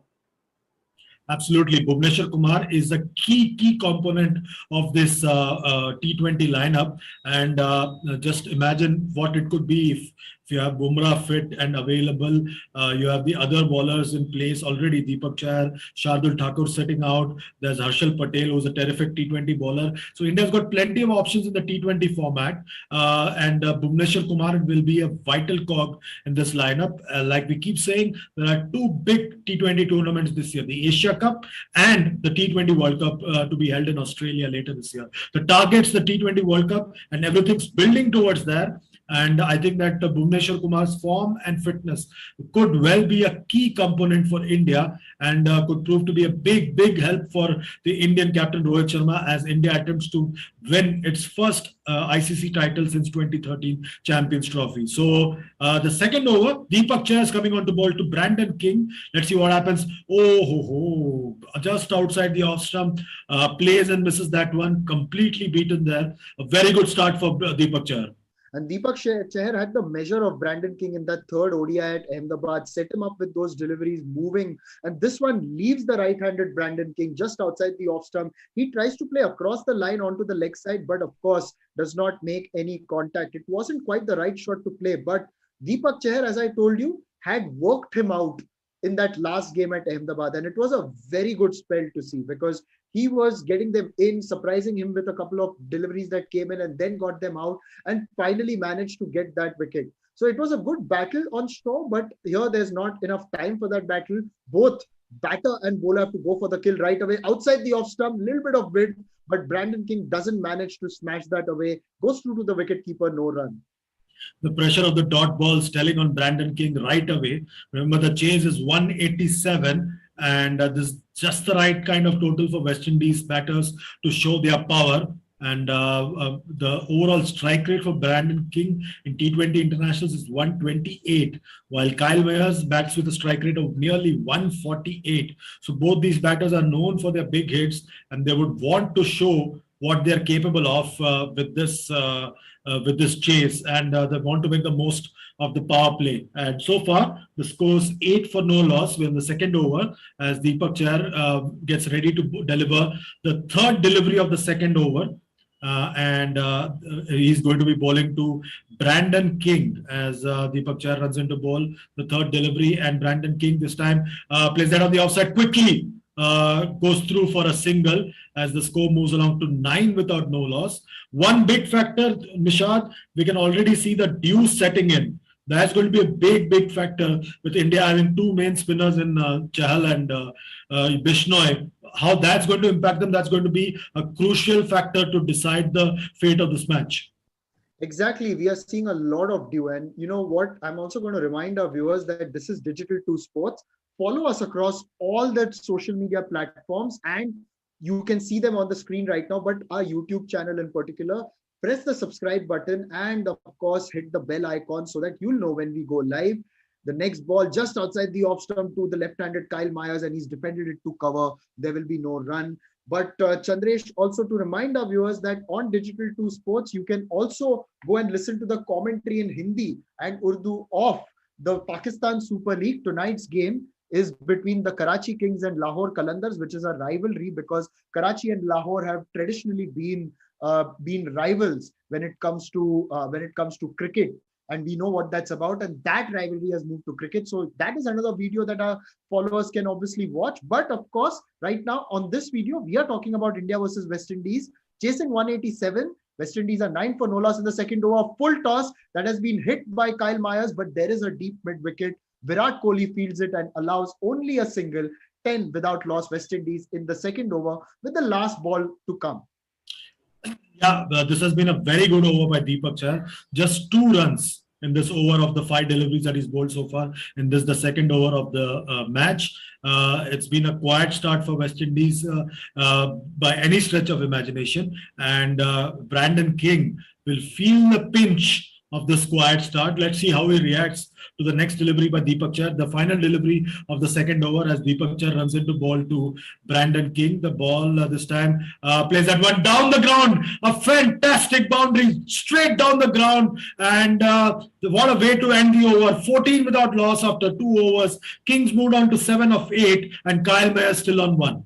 Yes, a very good shot because it was outside the off stump, swinging a little bit away, but he's played that on the rise. Not a lot of foot movement, but he's played that authoritatively on the rise, and it was the straightest of straight hits and gone along the carpet for 4. A good end to the over, as you said, Chandresh, 14 without loss. And I think West Indies here, if the openers give them that platform, then the middle comes into play. Who you've got in the middle? You've got the likes of Rovman Powell. You've got Nicholas Pooran and Kieron Pollard. The 3 of them, if even 2 of them really click, then it's the game. And you've got Akil Hussain and Romario Shepherd, who also can swing it around quite a bit. The bat, I mean, not the ball. They can smash it around. And not to forget Odin Smith. They bat that deep. And we haven't even gotten to Jason Holder yet. Absolutely, absolutely. And there's also Akil Hussain who Yeah, I batted. mentioned, yeah. Yeah. So I'm just saying that they've got a deep batting lineup as this one from Bhuvneshwar Kumar comes in to Kyle Mayers, who just dabs it to the offside, gets a single. The score moves along to 15 for no loss. You absolutely summed it up when you said that, they've got a deep batting lineup. So India cannot rest till they are in the final over of this match, because West Indies will keep coming hard at them in this innings, because they have a deep batting lineup, and that's the advantage that most sides have over India in the T20 format, because India's batting seems to sort of taper off after number 6, but the other side seem to have a deeper batting lineup, more dual-purpose players than India. That's where India has missed out in the last few years, especially in the T20 format in ICC events. In the meantime, there's a slip in place and there's a short third man as Bhuvi comes into ball the next delivery, the second delivery of this third over to Brandon King. Let's see what happens with this one. Beats him outside the off stump. That was a jaffer. Completely beaten him all ends up. And I'm really delighted to see the way Bhuvneshwar is bowling in this game, Chandresh. He's getting that movement back. It's just a way back, and he's got to build on this. He's got obviously the IPL season coming up, and he can build on that. And Bhuvneshwar Kumar, as you know, it's not just about his ability, but his mind as well. A thinking bowler, a very good committed cricketer for India. He's been for nearly a decade. And I think he can still have a good mark on international cricket in the years ahead, provided he remains fit and effective as well. Yeah, that's going to be the key. That's really going to be the key, as this time King gets 2 runs of the next delivery. The score moves along to 17 without no loss. And Bhuvneshwar Kumar in his second over is going to have 10 runs. He has been India's key performer in the white ball format since he made his debut back in 2012 against Pakistan, and he's risen in stature in the white ball format, the one-day format, and the T20I format. Now he's at a critical juncture in his career, and this is a test that he can only come through on his own. This time, once again, tries to swing that one, gave it an almighty heave, but misses it completely as the ball goes through to wicketkeeper Rishabh Pant. No run taken, no damage done. Score still 17 without no loss. And Chandresh, just coming to a few interesting comments from the great Sir Viv Richards, who's at the moment in Pakistan with the Quetta Gladiators as one of their members of their coaching staff. And obviously, he is one of the best known names from Caribbean cricket. And here's what he had said. Yeah, he says that I recently saw West Indies perform, and I believe if they keep performing like they do, they can do justice. We know that we did not represent ourselves well in the last T20 World Cup. So he's quite optimistic about West Indies doing well in this T20 World Cup. And I have to agree, because I think there are some good young players coming. Beating England is not easy. England have got a lot of depth in white ball cricket. So it is not easy, and they managed to do that in that home series. They were very competitive games, yes. And I feel Sir Viv is right there when he says that West Indies, they've got a chance. Absolutely. They won the series against England 3-2. It could well have been 4-1 in their favor. So I think that they really gave a good account of themselves.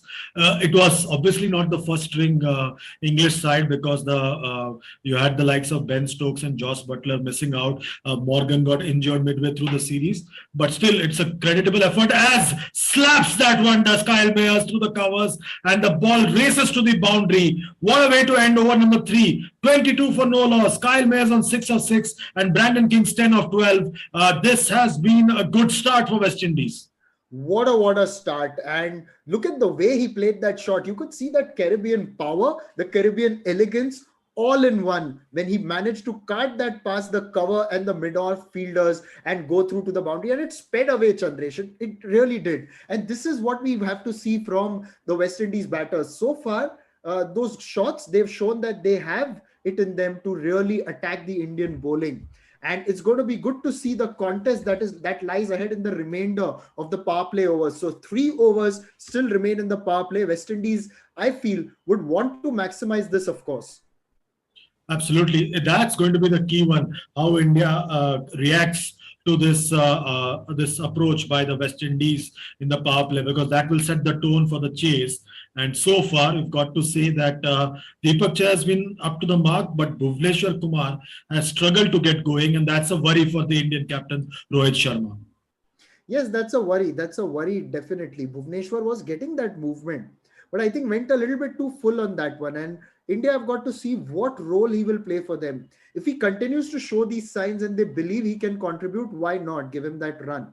But I think he's looked a lot better in this game, honestly, compared to the last game where I felt he was not getting that movement. But now you've got Yuzvendra Chahal. He's going to come in to bowl the fourth over, a first slip in place. Interesting move, getting the leg spinner right into the power play. Brandon King facing Yuzvendra Chahal, rocks back onto the back foot, plays it back towards Chahal, who manages to get a hand to it on in his follow through, but there will still be a single available for the West Indies.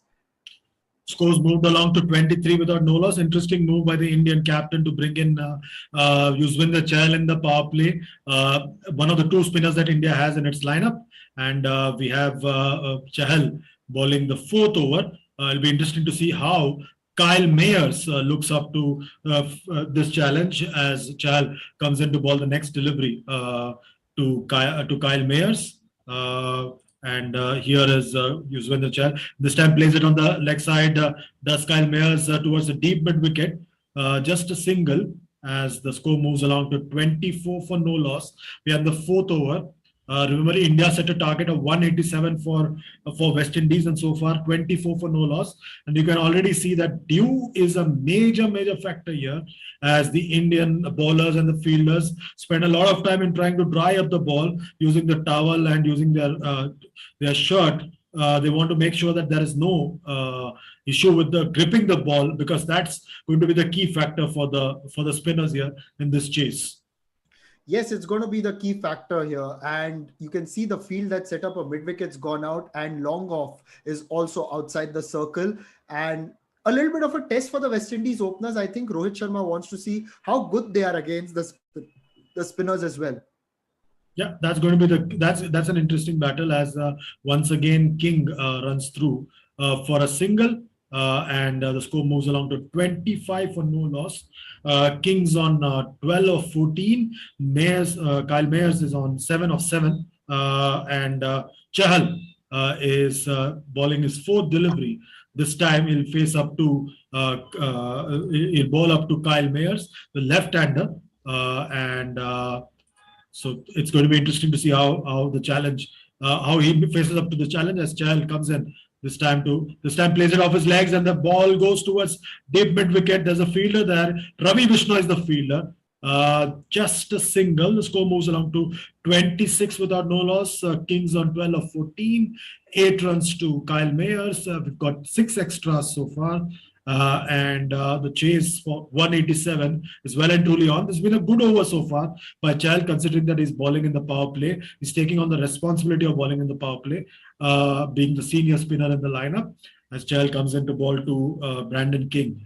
Let's see what happens. This time tries to cut that one, a wide-ish delivery. Will that be called a wide? Yes, it does. It has been called a wide. So I think that's a bit harsh, because Brandon King really went for it, and we can't be penalizing bowlers for such things. Yes, and talking about spinners in the power play, Chandresh, I think if Washington Sundar was fit, he would have been in the lineup, and he would be bowling at this pace, because he's mastered the art of bowling his off spinners. And meanwhile, King rocks back to the back foot, tries to pull it to the leg side, only managed to get an under edge onto the ground. There will be no run. So you can see that King is not that comfortable against leg spin. And it's interesting that Rohit has brought him in now with those couple of deliveries that you could see that against the pace bowlers, he was getting his flow. But why not put the extra pressure on him? Now, the next ball, he's come down the ground and he's driven that towards long off. And Surya Kumar Yadav fields it. Will only be a single. End of over number 4, 28 for no loss. Yeah, it's been an interesting first over by Yuzvendra Chahal.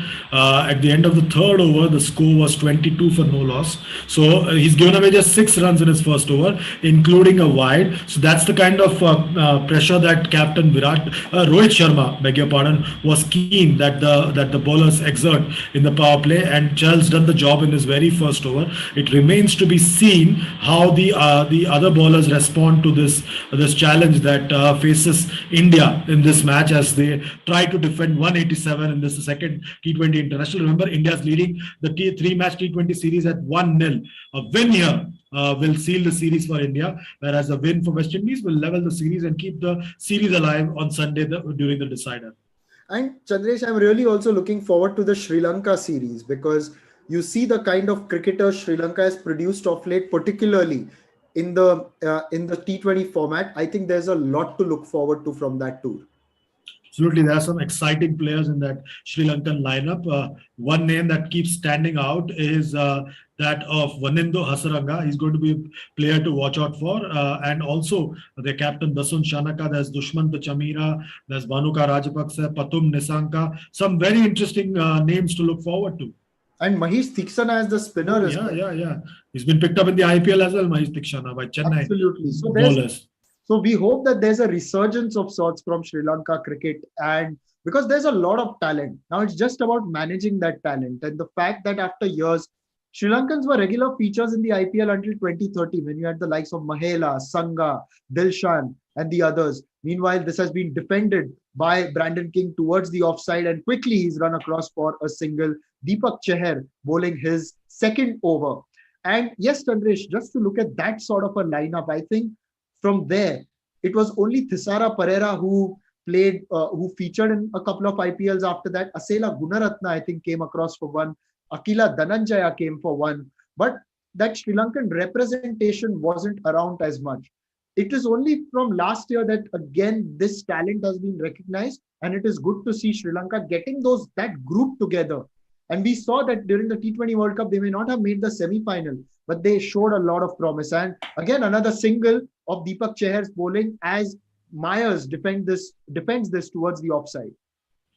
Yeah, it's good to see Sri Lanka's white ball cricket, especially the T20 variety, getting a revival of sorts. I think a lot of credit goes to their former head coach, Mickey Arthur, who took the punt and tried to recast the T20 side with a lot of youngsters and a lot of dashers in the lineup. Specialists were inducted in the lineup, and this time plays that one officially does Brandon King. Mid-on goes back and missed it, and the ball goes away to the boundary. Venkatesh Iyer missed that catch. It was a tough chance as he kept running, and the ball kept going away from him. Upish the ball was, and finally he lost his balance and missed the ball, and the ball goes across the boundary line for a boundary. So a lucky break there for West Indies. It was a very tough chance. It was a tough chance, Chandresh, no doubt about it, because it was going really, it was going away from Venkatesh Iyer, and he had to dive forward, running back, never easy. And nevertheless, a boundary here for the West Indies. The next ball, a good comeback by Deepak Chahar, takes the pace of the ball, bowls it a little short. King tries to pull it, misses. It goes on the bounce to the wicket keeper.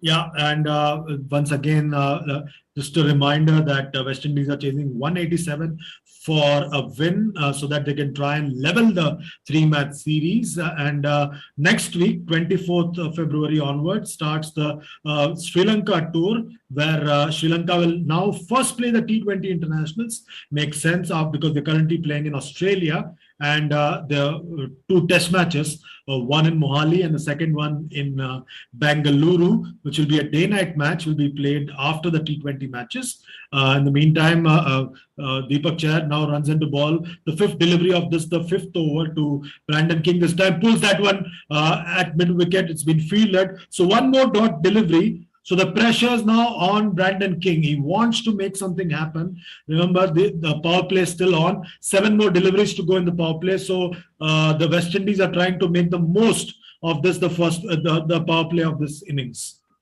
Yes, they are trying to make the most, but so far the Indian bowlers have also held their own and done a good job, I would say. But that wicket is what India need. India were at a similar stage. At the end of 5 overs, they were also 34. Now, the last ball of the fifth over coming up, and Brendan King swings across the line, another slower ball, misses. So, West Indies also had 34 for no loss after 5. India, in fact, had lost 1 wicket. And which is why, although I would say that it's still evenly poised, India just doing a good job at the moment. But still, we've got a lot to look forward to. And Chandresh, on that note, we'll just take a quick break because after the break, we've got the Kolkata boy again joining us.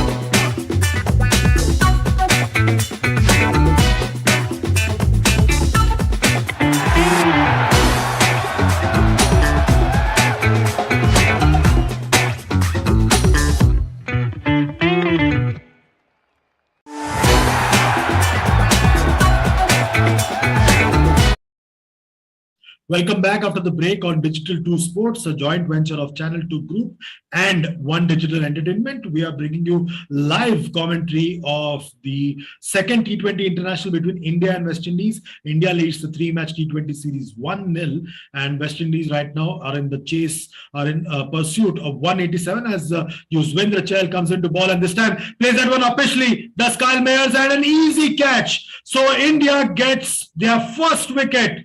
Kyle Mayers gone, caught and bowled by Chahal, and West Indies have lost their first wicket, 34 for 1. Kyle Mayers has departed for 9 of 10 deliveries as we welcome Ritik Sen back into the commentary box. Welcome back, Ritik. You bring good news for Indian fans.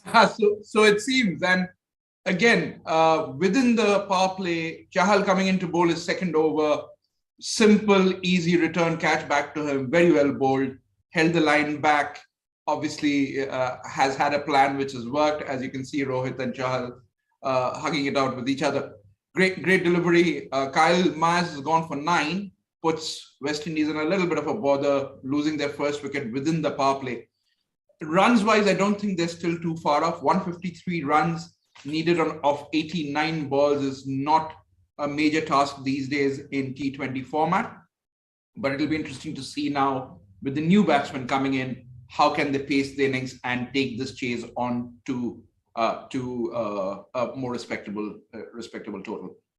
Huge wicket there for India to get the first wicket within the power play. Kyle Mayers is gone, and Yuzvendra Chahal, a huge gamble by captain Rohit Sharma to bring in Yuzvendra Chahal in the power play, but he had no other option because the senior bowler Bhuvneshwar Kumar was going for plenty of runs, and Yuzvendra Chahal coming in and striking in the power play, and it'll be interesting to see who comes in next. Nicholas Pooran should be the logical solution, but West Indies really surprised us in the previous match by holding back their captain Kieron Pollard for a very long time. But here, I think they need to be smart and bring in the same. Yes, Nicholas Pooran comes in. The very first delivery, he sweeps that one, goes upishly, and the ball just drops. Yes, it goes across the boundary, and he starts off with the boundary. Does Nicholas Pooran? What a start by Nicholas Pooran. He's obviously very confident after the knock a couple of nights ago.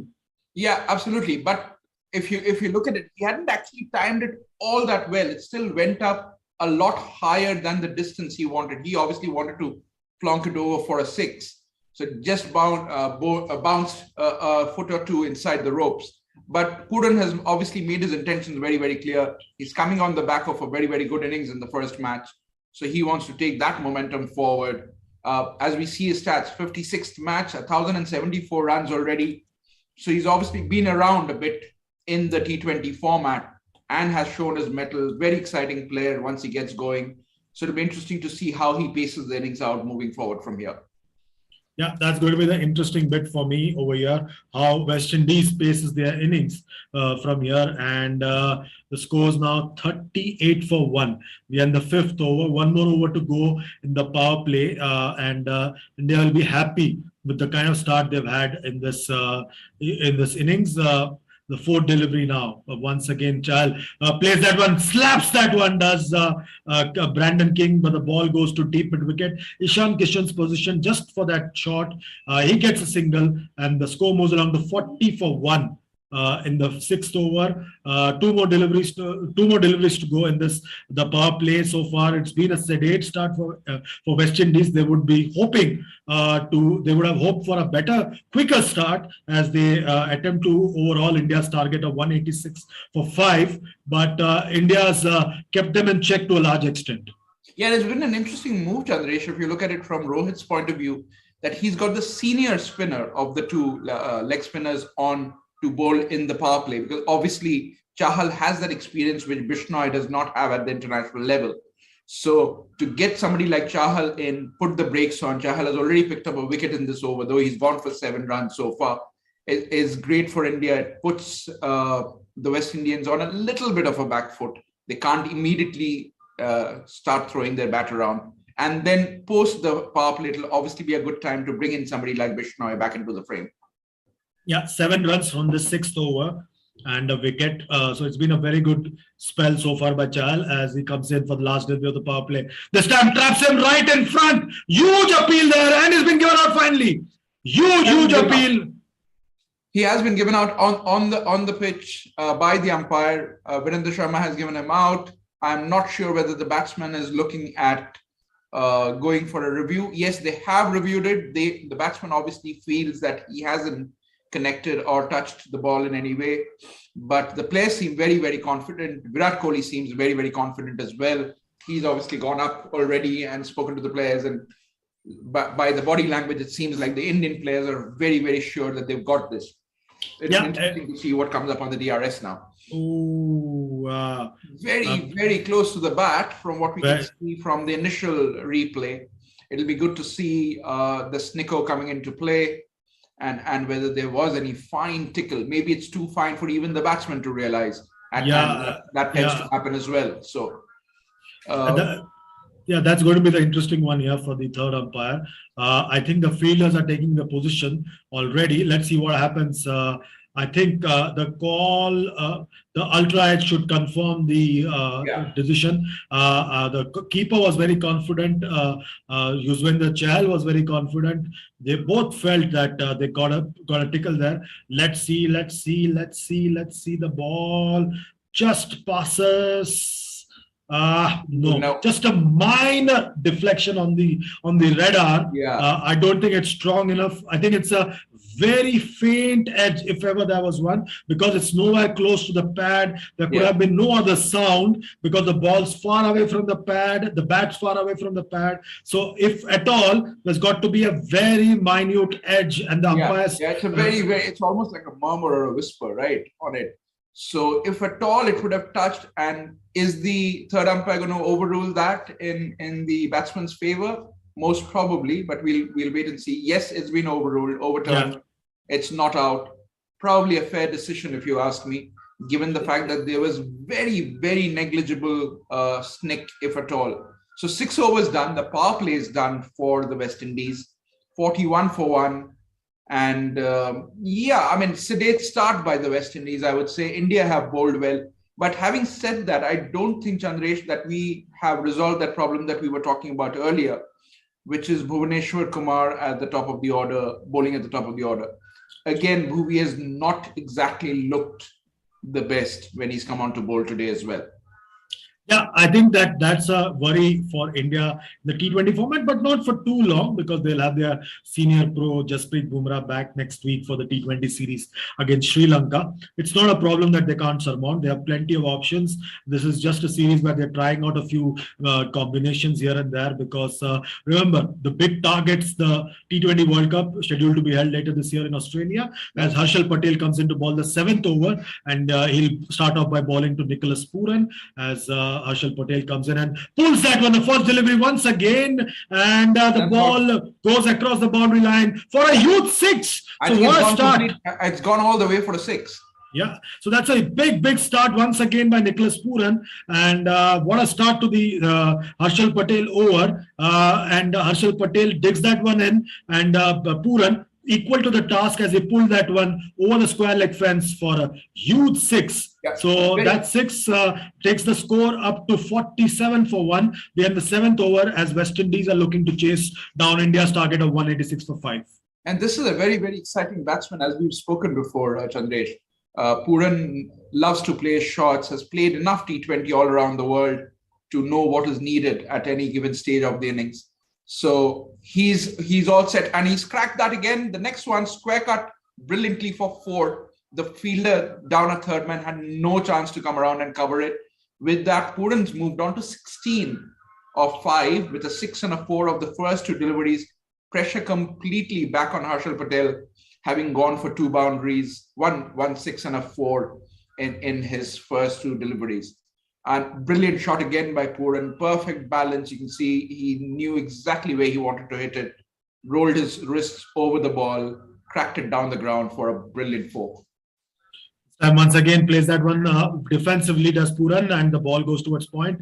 The batters run through for a single. The score moves along to 52 for 1. Very poor backing up by at the bowler's end, but no extra run taken. The score moves along to 52 for 1. West Indies 50 comes up in the 7th over, 6.3 overs to be precise, as they are hot in pursuit of India's target. And if the throw had hit from the point region, it would have been curtains for Nicholas Puran. He was a bit casual in taking off over there as Harshal Patel gets ready to bowl the next delivery to Brandon King. It's going to be an interesting contest here. Brandon King survived a close call in the previous over, and now he'll face up to Harshal Patel. The next delivery, the 4th delivery of this, the 7th over, Harshal Patel runs into ball to Brandon King, a short third man in place as Brandon King gets ready. This time plays it on the leg side behind square. It'll be interesting to see. There's a fielder there, Deepak Chahar, just a single as the score moves along to 53 for 1. Kings moved on to 20 of 24. Puran's moved on to 17 of 6. And the first over, Harshal Patel's already given away 12 runs. Short-lived T20 career so far, T20 international career so far. He came into the side on the back of some outstanding performances with the ball for Royal Challengers Bangalore in IPL 2021. And here he's getting a big chance here because spots are up for grabs on the T20 side with the T20 World Cup around the corner as Harshal Patel comes around the wicket. This time to Puran, plays it uppishly almost to covers, short covers there. Captain Rohit Sharma there, no damage done, no run taken. The score still 53 for 1. We are in the 7th over so far as West Indies attempt to chase 187 for a win in the second T20 international. Yeah. And Chandrish, what I like about Puran is if you've seen this over, the first ball he hit for a 6, then for a 4. The third ball, he actually played it with very, very soft hands and took a single. Doesn't get carried away that easily. Tries to, play the ball on its merit, which is important. As the last ball comes up, and Puran again just dabs it down to short fine leg. Chahal picks it up there. Quick, easy single, 54 for 1 in the 7th over, at the end of the 7th over. Harshal Patel's gone for 13 of the first. We've seen this in the IPL as well. Even though he might go for a few runs initially, he has the knack of coming back and picking up wickets and sort of steadying the ship later on. So Rohit Sharma obviously will be hoping that he can do the same today. As we look at a quick match summary so far, India won 86 for 5 in 20 overs. Pant top scoring with 52 not out. Kohli also putting in a decent contribution of 52. Venkatesh Iyer a 33 of 18, which was really good.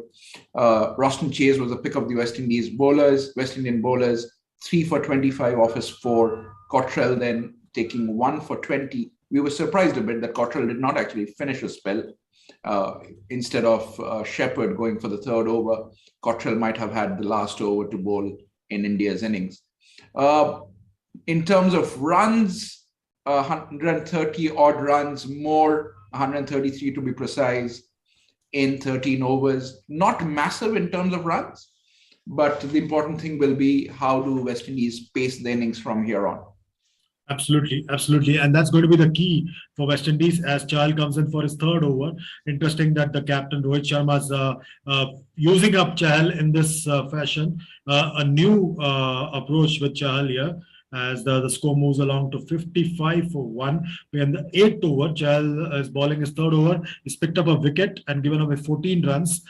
Kings batting on 20 of 24 as he faces up to Chahal for the second delivery of the 8th over. Let's see what happens with this delivery from Chahal as once again Chahal runs in and he bowls to Brandon King. That comes down the track and plays it to the covers. No damage done, no run taken. The score is still 55 for 1. The asking rate is going to play a huge factor here in this chase, and the asking rate has ticked over to 10.42. So that pressure will start telling on the two batters now very soon. Absolutely. And this is why runs on the board is always very, very important, because once you put that, the team batting second is constantly looking at the asking run rate or the required run rate and trying to play their innings accordingly instead of having the luxury of playing it freely.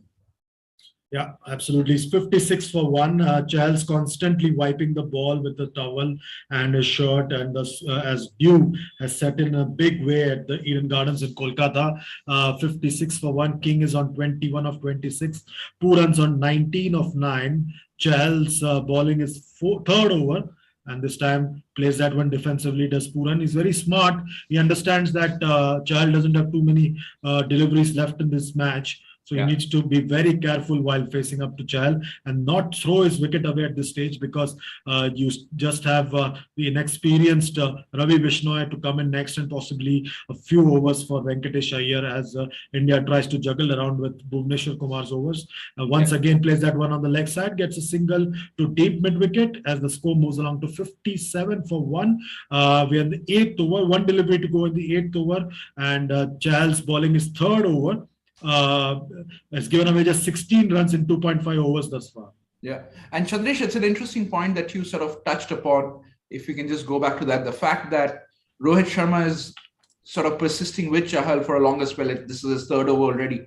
Might actually bowl him out for his fourth as well, which is in sharp contrast to what's happened in the past. And this is where the different facets of captaincy come in, right? So when you have somebody like a Kohli, who's to maybe initially use Chahal in certain games up front and then keep him back for a few, whereas Rohit feels, based on the match situation, let's keep the pressure on the batsman, get Chahal to bowl a few more, get the runs sort of dried up a bit more, and then somebody inexperienced like Ravi Bishnoi can come in and at least have that sort of a cushion to bowl his natural game and try and manage the situation.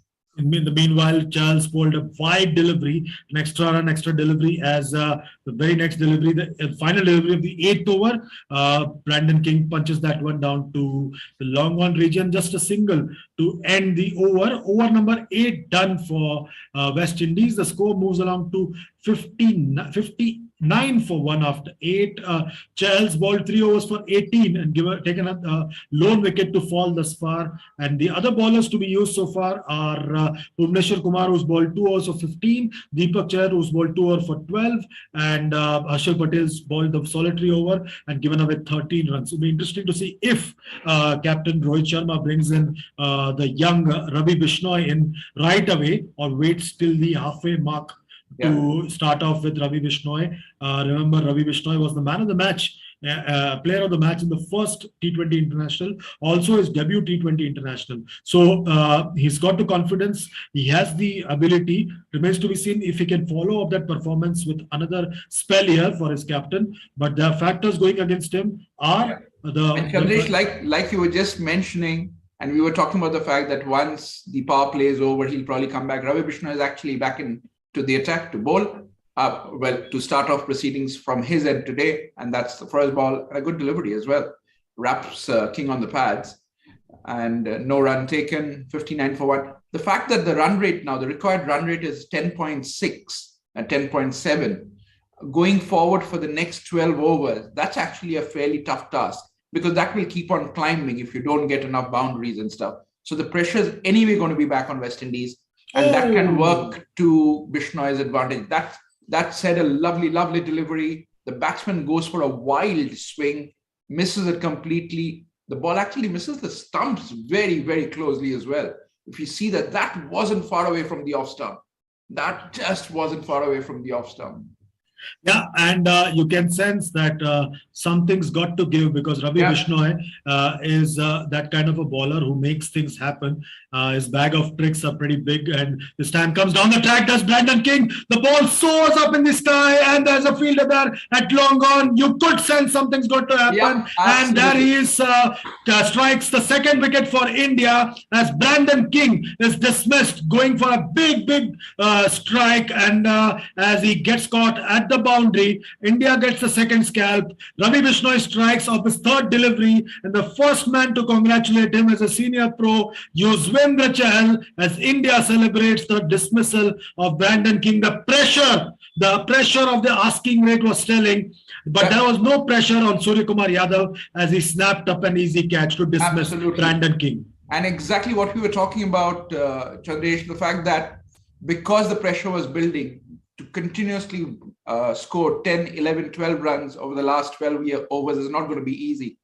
And he had to make that happen. Like you said, something's got to give, something drastic might happen. Bishnoi on his part bowled it very cleverly, held that line and the length back just a little bit, forced him to that stroke, and the ball basically went a lot higher than getting the distance. And a fairly easy catch for somebody like Sky down at long on. So now it's going to be interesting. West Indies have got plenty of options right now to use up. Rovman Powell has usually been the man to walk in such a scenario. A powerful hitter of the cricket ball, played very well against England in their recent series. Yeah, Powell's here, but Pooran's going to face up, and he starts off. Pooran once again plays that one down. Too long off. There's Virat Kohli who does a fine job of fielding there. Just a single as the score moves along to 60 for 2 as Ravi Bishnoi has just considered his first run of this over. And the new man in, Powell, is here because Brandon King has just been dismissed, caught on the boundary by Surya Kumar Yadav, as Rovman Powell now gets ready to face the fifth delivery of this first Ravi Bishnoi over. Remember, the first match he got it for a duck. And in this second match, he's coming with a huge reputation, a strike rate of nearly 133. Let's see what happens. Ravi Bishnoi balls, plays that one defensively, does Rovman Powell. No run taken, no damage done. Bishnoi is making things happen here, and the batsmen are at sixes and sevens as they try and make the most of these overs, because they're chasing 187 for a win in the second T20 international. Once again, balls that one, a shortish delivery, but the ball goes towards the mid-wicket region. No damage done. Over number 9 gets over. 160 for 2, targets 187. There's a bit of a hold up. They're just checking the no ball. For the no ball, let's see what happens. Is that a no ball call? Umpire Nitin Menon has just asked Ravi Bishnoi to wait for a bit, because as the third umpire checks on the no ball call. This is going to be very interesting. While they check on this no ball call, I feel Bishnoi is actually quite enjoying himself, isn't he? He's had a decent IPL. He had a very good first match to win. He was one of the 8 players ever from India to actually win a man of the match on a T20 international debut. So for him to now get in and get a wicket of the first over that he's bowled in this match as well, he's obviously loving it. And it shows in the way, the spring in his step that he has when he comes on to bowl and so on.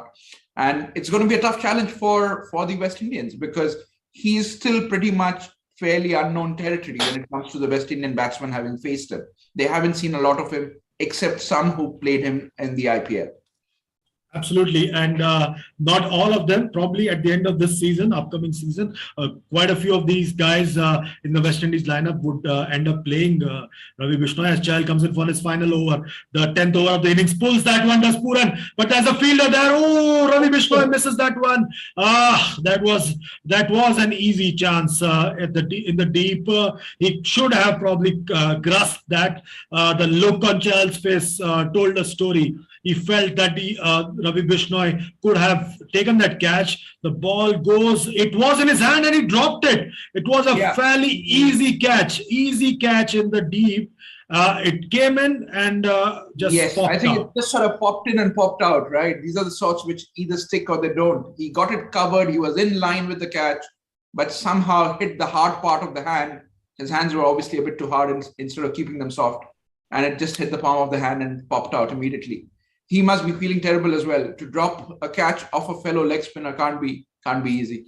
Absolutely, as Chahal comes into ball, the second delivery of this 10th over to Ravman Powell. Let's see what happens. This time plays it on the leg side. The ball goes towards long on. Just a single for Powell as he opens his account, and the score moves along to 62 for 2. Ravi Bishnoi will be feeling like the weight of the world is on his shoulders as he rues this missed opportunity. A huge moment in this game as Pooran was a big scalp for India. Chahal has a wry smile on his face and Bishnoi is still to get over that miss. A costly miss, but they need to move on pretty swiftly as the score goes along to 62 for 2.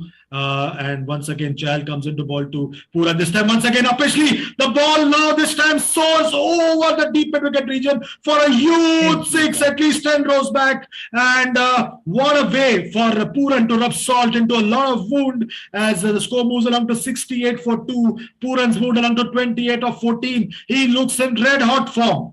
Absolutely. And you don't expect somebody like Pooran to miss 2 balls in a row in the same direction. So the previous one, he had mistimed, it went for a catch, which was dropped. This one, he's got it clean out the middle of the bat and it soared into the stands. A very good shot. And nobody will be feeling worse than Bishnoi on this because as he watched the ball sail over his head into the stands. Absolutely. The score moves along to 68 for 2. We are in the 10th over. This is the final over of Chahal's spell. So he'll not be around for Captain Rohit Sharma to bank on towards the end as the match reaches an interesting climax here. West Indies need 119 more runs. He's got a packed offside field, but the leg side's open and all the fielders are on the boundary waiting for Pooran. And it almost did the trick earlier in the over as Pooran now faces up to Chahal once again. This time plays that one on the leg side. A ball goes towards deep mid-wicket. There's Ravi Bishnoi once again, but just a single. The score moves along to 69 for 2. Powell is on 1 of 3 deliveries and Pooran's moved along to 29. Pooran's shot, that 6 of Chahal, the previous delivery, the Indian camp was completely disappointed with that shot because he's too good a player to be kept quiet for too long as Powell gets ready to face the 5th delivery of this over. The 10th over is a powerful striker of the ball. We haven't seen much of him. Could today be the day? This time slaps that one once again. The ball goes towards the deep mid-wicket boundary fence for a boundary. That's it. Powell, this is the kind of power that he's known for, and he really slapped that one. And the fielder on the deep mid wicket and long on could just watch the ball go quickly across the boundary line as the score moves along to 73 for 2 in 9.5 overs. And Chandresh, that's probably the exact correct way of describing it, like you just did. He actually slapped the ball down the ground. It wasn't the sweep, it wasn't the slog, nothing. He just slap batted that ball and it sped to the boundary. I mean, the fielders, there were 2 fielders on that side. The ball bisected them and just went on to the boundary. No chance at all for either of them to stop it. End of the 10th over, 73 for 2. Quite at par with what India were at this point as well, if you remember at that time. And then India lost a few wickets and then the rebuilding happened. And then there was a resurgence at the end. If West Indies are to take this game right till the end, they have to, at least for the next 5 overs, keep these 2 going and keep pushing their foot on the accelerator to try and build a serious amount of momentum going into the last 5. The interesting bit for West Indies here is that Yuzvendra Chahal's done. He's done and dusted in this match now. He's finished his spell, 4 overs for 31, and he's picked up 1 wicket. Could have been 2 wickets. So in the next 10 overs, India has to juggle around the other bowlers, and it'll be interesting to see how Captain Rohit Sharma manages the other overs now, because Harshal Patel's bowled 1 over for 13. Bishnoi's bowled a fantastic first over, giving away just 1 run and picked up a wicket. And the other bowler that the captain could look at is someone like a Venkatesh Iyer, who obviously has the confidence of having batted well. So that's going to be an interesting interesting battle of sorts. for the Indian captain to think about as they go about trying to defend the 114 runs that West Indies need of the remaining 10 overs. The asking rate is now touched 11.4. If they have a few good overs, they can very well be in touching distance of the asking rate. But the key is to not lose any further wicket in this chase. That's going to be an interesting contest going forward for West Indies. It's going to be a cat and mouse game from here on between the two sides. Chandresh, one interesting part in this entire mix is an interesting stat that came up for Nicholas Pooran. Of his T20 career so far, he's hit 75 boundaries, but he's hit 67 sixes. So he's obviously the sort of player who likes to go big when he's playing his attacking shots. He likes to take on the bowlers. He likes to hit that big shot, right up into the stands. And the fact that he's been dropped once, does that then give him that impetus to say, you know what, not playing a rash stroke anymore. I will build the innings, play the ball on merit, and try and score as many as I can. Because if that's the case, and if Pooran settles in, then it might get really, really difficult for India and comparatively a lot easier for West Indies.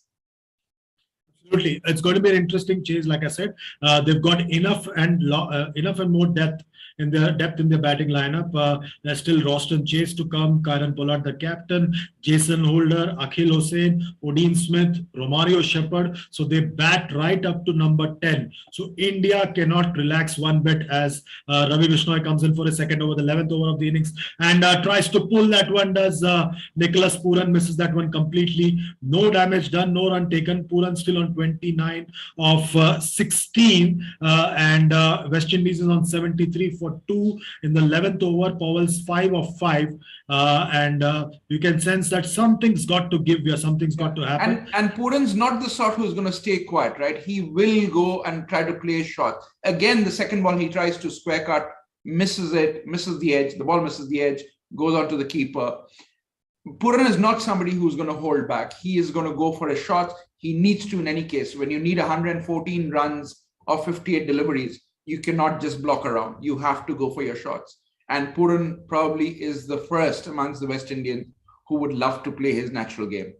Once again, this time a widest delivery, but easy call for the umpire Nitin Menon there to give it a wide call as the score moves along to 74 for 2. An extra run, an extra delivery, overcompensating that Ravi Bishnoi, because he's sensing that Nicholas Pooran is trying to play a shot of every delivery. Now he comes in for his third delivery to Nicholas Pooran. Let's see what happens here. This time again, short delivery, punches that one through the covers. Captain Rohit Sharma tries to stop that one, but misfields, but the batters go through for 2, and the score moves along to 76 for 2. We are in the 11th over, 111 more runs needed of the remaining 57 deliveries. So the asking rate keeps climbing up with every dot ball, and the pressure starts telling on the West Indies batters as Ravi Bishnoi comes in to deliver the 4th delivery of the innings to Nicholas Pooran. This time again through the cover, through the point region. This time there's a sweeper there in Deepak Chair, another single.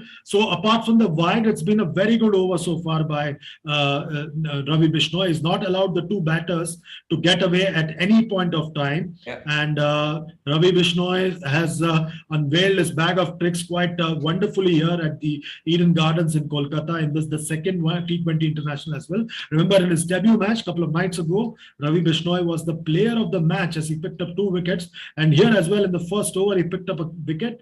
But in the very next over, while fielding, he dropped a sitter. So the pressure's on Ravi Bishnoi to deliver a short third man, a short fine leg, as Rovman Powell faces that one, punches that one again towards the deep mid-wicket region. Virat Kohli is the fielder, just a single.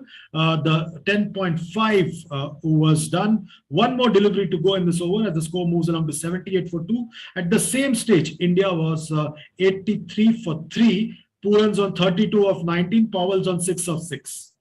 And if you look at the styles of these two, Bishnoi and Chahal, Bishnoi actually bowls it a lot faster. His average speed is about 95 versus 87 from Chahal. So there's a distinct difference, obviously, in the way these two bowlers bowl. both being leg spinners, and that's again something that the West Indian batsmen have to cope with. While we're on that, the end of the 11th over, 79 for 2 West Indies. The last over cost only 6 runs, so that was a very, very good over from Bishnoi. Did not go for boundaries. 6 runs were only in terms of singles and twos. And then now at the same stage, India, from the 11th to 15th over, actually, not the same stage, but this 11th to 15th over window, India had scored 48 runs at the loss of 1 wicket. It'll be interesting to see this critical phase. In this critical phase, how many runs would West Indies manage to score? Because this is where the game might be won and lost. Yeah, on that note, let's go for a quick break as Nishad joins in with Ritik.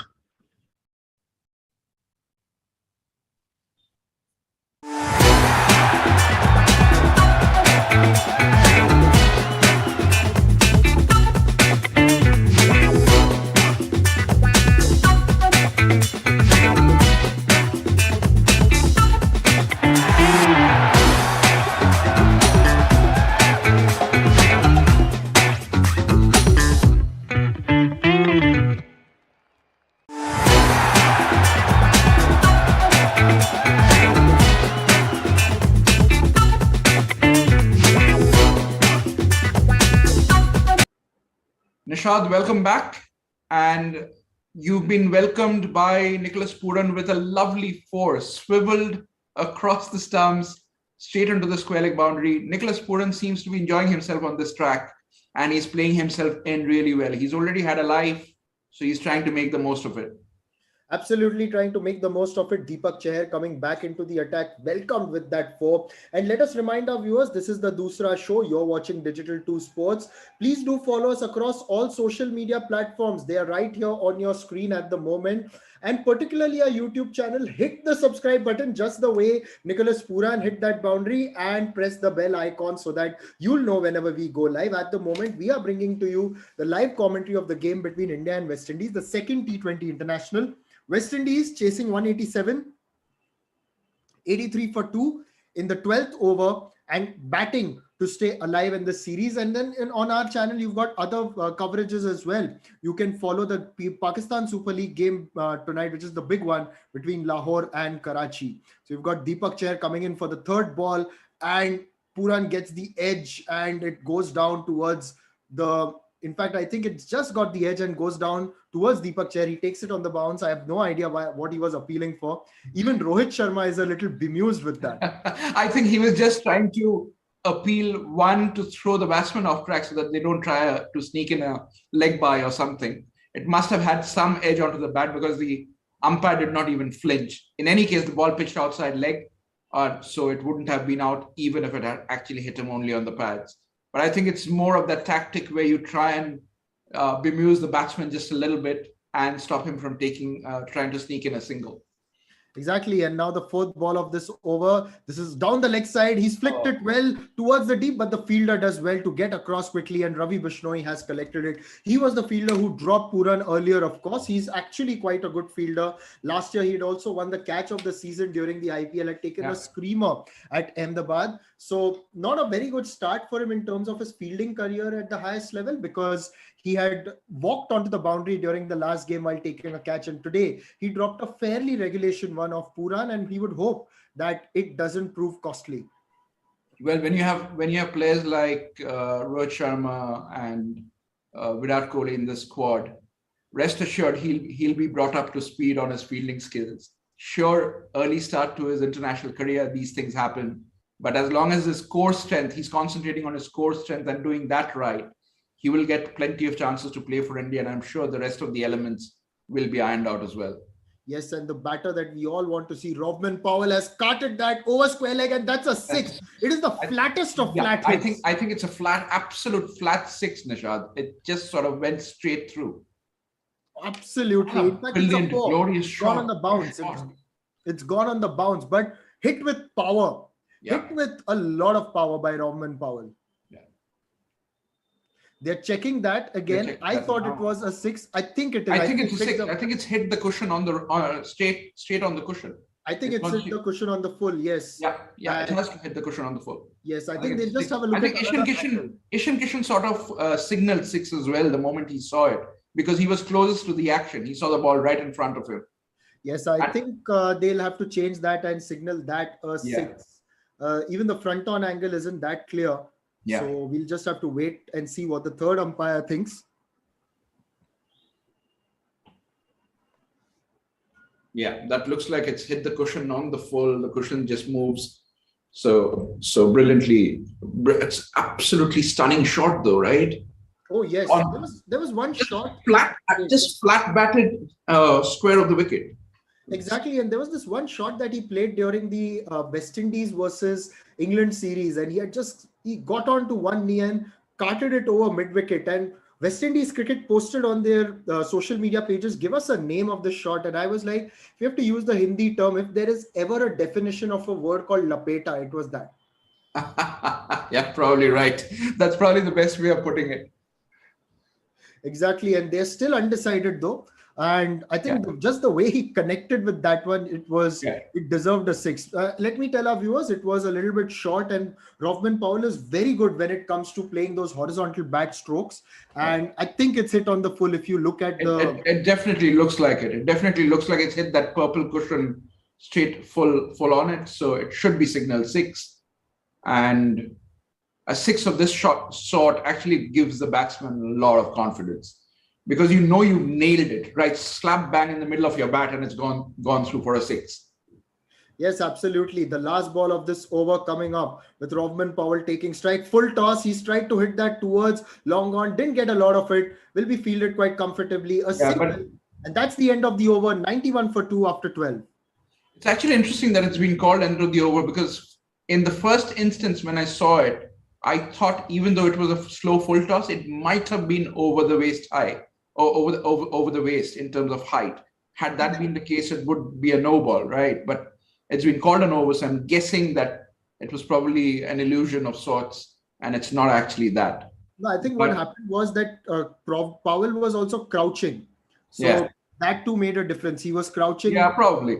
Yeah, he changed his position a little bit. So hence the umpire did not give that a no ball. And at the end of the over, 91 for 2, West Indies 12 overs gone, chasing a big target of 187. And Nicholas Pooran, Rovman Powell, a lot of more batting to come, of course, but they've got to set the platform now, and they've got to get that big innings. One of these two has to bat at least for the next 5 overs. And Bishnoi comes back for his third over, and Powell has worked that across towards mid-wicket. A fielder's present, so there will be no run. In fact, Nishad, if I were to just add on to what you just said, I wouldn't even go so far as to say one of these two. I would say both of these need to stay on for at least another 3 to 4 overs. Because if they do and they get that momentum, then somebody like a Pollard or a Jason Holder can then come in and wield the bat, right? Which we know they're very, very capable of. But I feel both of these need to stay on now. And while we are talking about that, a wild delivery from Bishnoi. I mean, it's a wide from a spinner in the widest of terms, probably. And that's cost them an extra couple of runs, because not only was it a wide, but the batsman took a single as well. But yeah, going back to my point, I think both of these need to stick around. Pooran's already on 38 from 24, so he's settled in well. Powell is 13 of 9, has played a couple of really good shots. So it'll be good to see these two carry on for at least till maybe the 15th or the 16th over. And if that's the case, then West Indies will be getting this really, really close. Yes, a full delivery from Bishnoi, driven down the ground towards long off. The throw comes back in and hits the stumps at the non-strikers end. The batters try to convene another single, try to steal another single, but there was no possibility of that. So far, 3 runs of that over, that wide delivery as well, not collected really cleanly by Rishabh Pant, which is why it allowed for that extra single, and it was really wide. But it's been a good spell so far by Bishnoi. He'd want to take another wicket and make amends for that catch that he dropped of Pura. Now, Powell's gone down the ground, and this is massive. Another flat hit, and it's gone 10 rows back. At Eden Gardens, the playing area is big, and you've gone 10 rows at that height. My God, what a shot. Oh, brilliant. And you could see it was minimum fuss. He's just moved his left leg out of the way, swung at it straight down the ground. It's probably the safest shot in this format of the game anyway, and especially when you're looking at going into the stands and not down the ground. So perfect shot, brilliant. Bishnoi has something to do now, because suddenly he's been put under pressure with two really, really good shots back to back. And this partnership has now built along and taken West Indies past 100. 41 is this partnership of 26 balls. Rovman Powell is starting to look really good at the moment. And as you can see, Rovman Powell has been rated really highly for his big hitting skills. Now, this time he bowls a googly Bishnoi, and that has been played towards the offside. A single is all that will be available. And as you know, that actually this used to be Rovman Powell's home ground in the 2017 season, because he was a part of the Kolkata Knight Riders team. They had identified him early, but he never really got an opportunity then. Now he has been picked again by the Delhi Capitals because he's also been given a more consistent run in the West Indies side in the recent few months, and he's shown what he can do. Now Puran faces Bishnoi again. He's played that towards point and taken a single. Just to go back to the point of the last ball that Powell played, he's beginning to show that he just does not have only the power game. He can still play. So he played the googly really well. He sort of went back and guided it down to deep point. He's obviously showing that he has the skill set not only for the power game, but also to maneuver the bowling as and when needed. And that's good signs for a batsman of his caliber, because he can only build from that.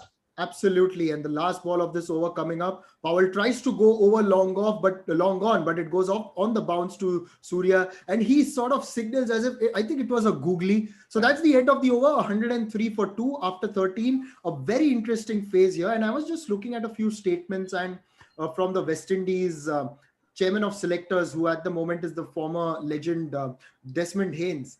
And they are building the squad for the 2022 T20 World Cup. And if you're going to talk about the opening combination, so far it's not so worked out for them in the series, but Evan Lewis had COVID post the T20 World Cup and took his time a little bit to recover. Now that he's back, and he said he's going to be in their plans. So I think Evan Lewis will come back in as an opener because he can definitely make a big impact at up top. And then if Shimron Hetmyer gets fit, then the middle order gets even stronger for the West Indies. Yeah. And I think, like we spoke about earlier as well, if you remember, Nishad, the fact that this is that rebuilding phase for the West Indies, keeping in mind the World Cup, keeping in mind the fact that they haven't automatically qualified for the Super 12 teams. So it makes that journey a bit harder for them to qualify. And the proud cricketing nation that we know the West Indians are, they will not obviously want to get past a World Cup without qualifying. So they will do their bit as former champions to actually nail that spot down. And it's part of that journey that they are on now. Yes, and the next over started really well. It was a slower ball outside the off stump. Rovman Powell throws the kitchen sink at it, but it is Harshal Purple Patel, as he was called by his teammates at the Royal Challengers Bangalore. And this one was slow outside the off stump, a delivery that worked really well for him in the IPL last year. And Powell is not able to connect with that one.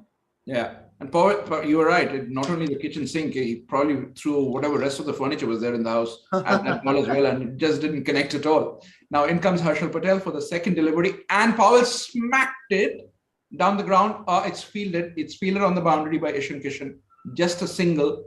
Powell's not very happy with how he connected. He's looking at his bat now, as you can see. He's not happy. He hasn't connected it right of the meat of it, because had he connected that of the meat of the bat, that would have been in the stands as well. Absolutely, but you've got Harshal Patel, who's a very smart operator. He's changed the way he's bowling. We saw why he took those 32 wickets in the IPL. It is because he figured out a way to bowl in these situations. Yes. The clever use of the slower balls, taking those low, slow Yorkers, knowing that it causes a lot of problems to the batters to hit them across the boundary and getting wickets in the process. I think that is where Harshal Patel really improved as a bowler. And you can see that in store here. Again, another slower ball, but the line was wrong. It was outside the leg stump to the left-handed Puran, and it is a wide. And I think this is something that Harshal has improved massively over the last year and a half, 2 years. The fact that he's managed his line and lengths really well, but he's also played around a lot with the pace. He manages to throw in the slower delivery, the slower bouncer, the Yorker, and so on. And this comes from experience, and he's had that at the IPL level, as have a lot of other players. And it's a great learning curve for him, from which he's now become the bowler he is. Yes, and this one too, angled on the legs, but it takes the thigh pad and it goes towards short fine leg. A single will be taken, and the wickets to fall so far, both by the leg spinners. First one was Kyle Maya, who was caught and bowled by Yuzvendra Chahal, and the second wicket was by the young Ravi Bishnoi as Brandon King came down the ground. Couldn't quite get going in that, and he only managed to find the man at long on. 22 of 30, not what you would expect from Brandon King, which is why I say it is important that Evan Lewis is brought back into this team. I think he could be a really good opener for them. In fact, he has been, and I think he can cement a spot there at the top. Yeah, and they have lots of exciting new talent for them to try out now over the next few series before they sort of form the nucleus of that team going into the T20 bit. Oh, and that's a full toss. I think that's just taken the pad and it's gone fine towards third man, and that's gone for 4. Has that taken the pad or it's gone off the bat? That's the question. I think it's gone off the thigh pad, if I'm not mistaken. It looked like it, but it might be the batsmen are signaling to the umpire ever so slightly that it might have been off the bat. Are they going for the DRS here? No, I don't think they are. The time's up anyway. But it's. I think it should be given as 4 leg byes. They have taken. They have gone for it. They have gone for the decision review. So it'll be interesting to see. So obviously it did hit only the thigh pad or just the knee roll. But Powell seems to be pointing towards the bat. So we'll just have a look at what. Yeah. Oh, it's hit the knee roll. It's hit him on the knee roll, but I think it's going down leg, to be fair. I don't think from first reactions, it does not look like it's straight on in line with the stumps. So might be a close call. Doesn't look like there's anything with the bat. Gone off the bat. It's gone off the bat. No, it doesn't look like it's taken the bat. Oh, just the edge of the bat. Just at the bottom, the bottom edge of the bat. Because Powell showed his bat. Yeah, Powell showed that though. Powell actually showed that he thought he had touched it with the bat. So yeah, well, the umpire was right. Well, actually, technically, the umpire should still change his decision from a leg bye to runs off the bat. Yes, he would. In fact, that's why he turned back towards the scorer. Yeah. The scorers sit in the BC Roy clubhouse, as you know. We just turn back to the BC Roy clubhouse to signal to the scorers that there's a change. Yeah, it's one of the best places to watch the game from, by the way. Absolutely. That's where I've had the good fortune of working as well on various IPL games and getting a good view. Absolutely. Especially in a couple of games where Andre Russell just threw his bat at everything, and the entire Eden Gardens crowd backing the Kolkata Knight Riders. And I remember, for me, one of the best games was against Sunrisers, and Kolkata really struggled during their run chase, needed 34 or 35 of the last 2 overs. And that's when Andre Russell decided he's going to give it everything. Yeah. And when Andre Russell decides on something like that, the BC Roy clubhouse is one of the safest places to be in. Because anywhere else on the ground, you might need helmets. The way he comes the ball across everywhere. But one of those sixes did land really close to where I was, next to the BC Roy clubhouse. So you're not safe, not quite safe even there. Last ball of the over, short one. It's been pulled by Nicholas Pooran towards mid-wicket, and they've stolen 2. Good running there by the West Indies. Very, very good running. They realized that the fielder was a little bit slow, and they sort of rushed. That's Ruturaj Gaikwad, I believe, on the field as a substitute fielder. And he was just a bit slow off the tracks. Very, very smart match awareness by the 2 batsmen. And they quickly crossed over for a second. You never know. These 1s into 2s, these small additional singles can at the end make a huge difference in shorter formats of the game, like the T20s. So it makes a big difference. And it takes me back to the 87 World Cup game between India and Australia, where during the innings break, one of the Australian boundaries was changed from 4 to 6, and India lost that game by 1 run famously. Yeah, absolutely. I remember that. Yeah. So these things really matter. But here, Ruturaj Gaikwad is on the field for the captain Rohit Sharma, who went off for a bit. And you can see Rishabh Pant was actually the man who was directing proceedings during the last over. So in the absence of KL Rahul, it was Rishabh Pant. And we're not quite used to seeing this with Virat Kohli being on the field, someone else calling the shots. A lot of us have yet to get used to it. Yeah, but I think, that also shows of the character that Virat Kohli is made of. We've always known him to be a solid team player. He's the ex-captain now, but he's an integral part of this team. And he will always come forward and and share his opinion about the game, his advice to Rohit, to Pant, or whoever needs it. And that's great to watch. And that's only a positive going forward for India.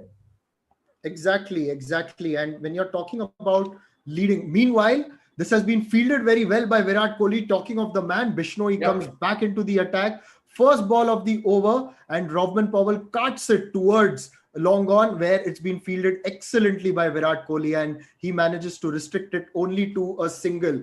And that was not an easy one, because Powell rolled back into the back. And Nishat, to be honest, if anybody could have actually converted this into a catch, it probably would have been only Kohli and nobody else. Because the way he covers the ground and his fielding is of the highest order, no doubt about that. And he shows it, and not only his fielding, but his fitness that comes with it. Yes, and one of the next ball by Bishnoi, again hit by Puran towards Virat Kohli at long off. It will be a single.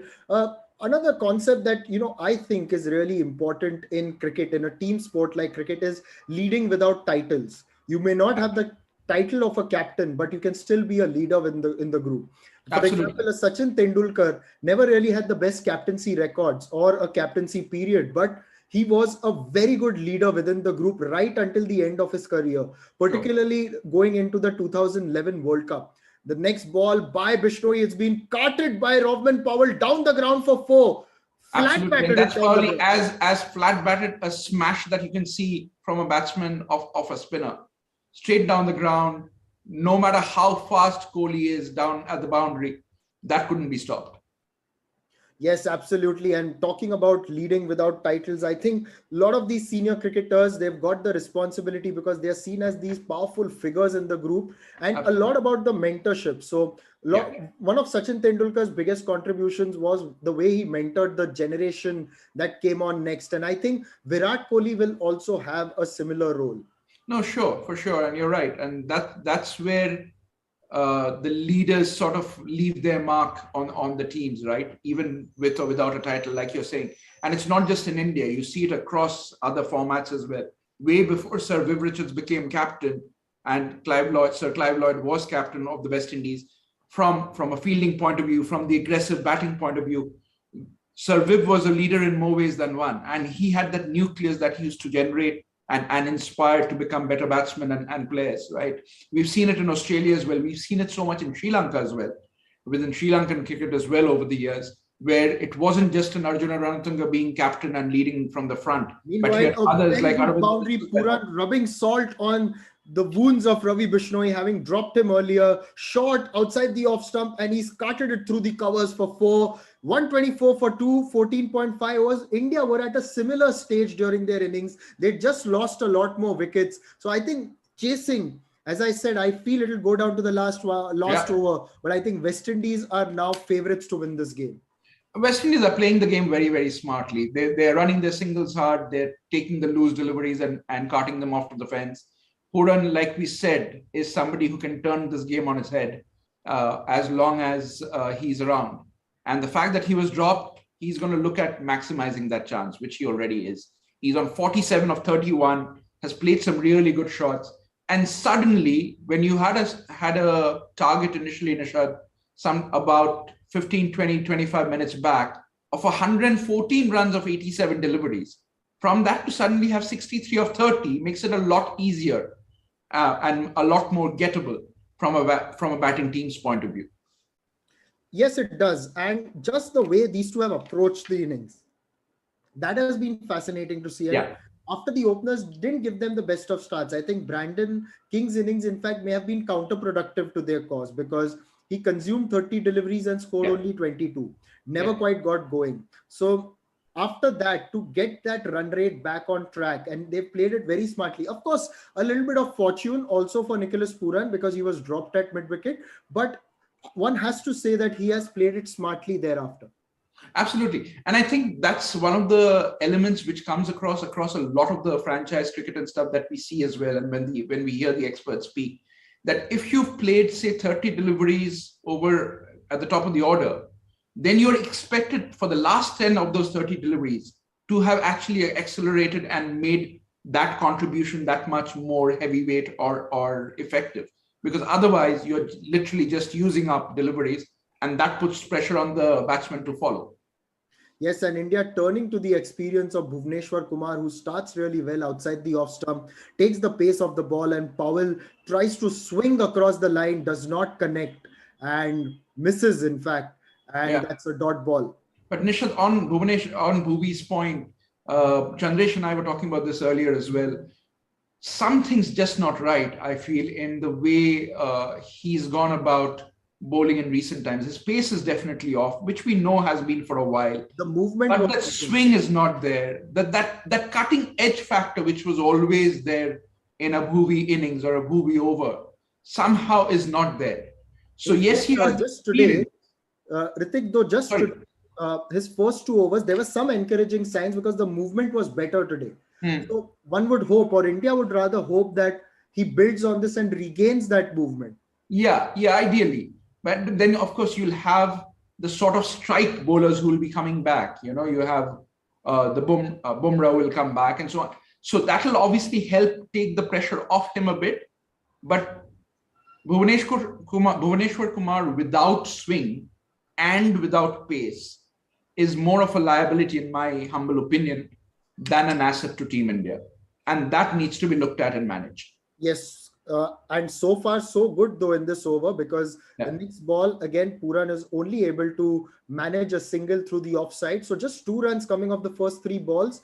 And right now, West Indies are still in the hunt with only 2 wickets down. They've got a target of 187 before them, and these 2 have put on a very good stand. 61 needed of 27. 4th ball of the over. Powell cuts this down the ground. It's hit very hard, and the fielder didn't have to move a lot, but it was so well timed. It went past the fielder at long off for 4. And it's again that power from Powell, isn't it? It's just flat batted down the ground. Venkatesh Iyer wasn't too far off, as he said, barely ran some 4-5 steps towards his right. But by then the ball was well and truly into the boundary ropes. So again, brilliant shot, great way to sort of keep the run rate going. And Powell now is looking fairly strong. He's moved on to 38 from 22. And the last 28 balls have cost India 51 runs. And with that, Bhuvi Bowles tries to overcompensate, really, in terms of a slower delivery to try and stem the runs, and has ended up with another wide. 56 needed now of 26, very, very much gettable by the West Indians. And like I said a while earlier, as long as these 2 stay on for a bit more, it will make their job that much easier. So even after that, if they lose a couple of wickets, you will have the likes of Holder and Pollard, who we know can actually come and take the game away from Team India very, very quickly. Yes, the next ball of the over, it's short, and Powell has hit that high in the air. There must be someone getting underneath it. Bhuvneshwar himself, when he drops it. Bhuvneshwar, the bowler, he went for the catch, but he's dropped it. This is probably that example, the classic example of too much hang time. The ball went so high up in the air. And Bhuvneshwar, I think, in his over enthusiasm to try and take the wicket, instead of letting somebody else, he called for it. He went for it. Fair enough. But that could be a very, very costly miss, Nishad. So both batters have been dismissed once. Bhuvneshwar first went for the reverse cup, then went for the normal catch, and just it bounced off his hand. In fact, it went into the pouch and it just bounced out. Yeah, so he wasn't even sure. So you can see his state of mind, really, that he went first for the reverse and then he sort of moved his hands around the other way. You can see Rohit Sharma kicking the ball away in disgust, because obviously the frustration level is creeping in. So, and when you're off form, whether you're a batsman or a bowler, they got 2 runs for that. Yeah, and when you're off form, Nishad, it tends to happen, whether it's a batsman or a bowler, that you will tend to get into that mindset, and then you'll end up maybe messing it up a bit. On that note, we'll take a quick break. Chandresh will be joining Nishad very shortly and take on proceedings from there.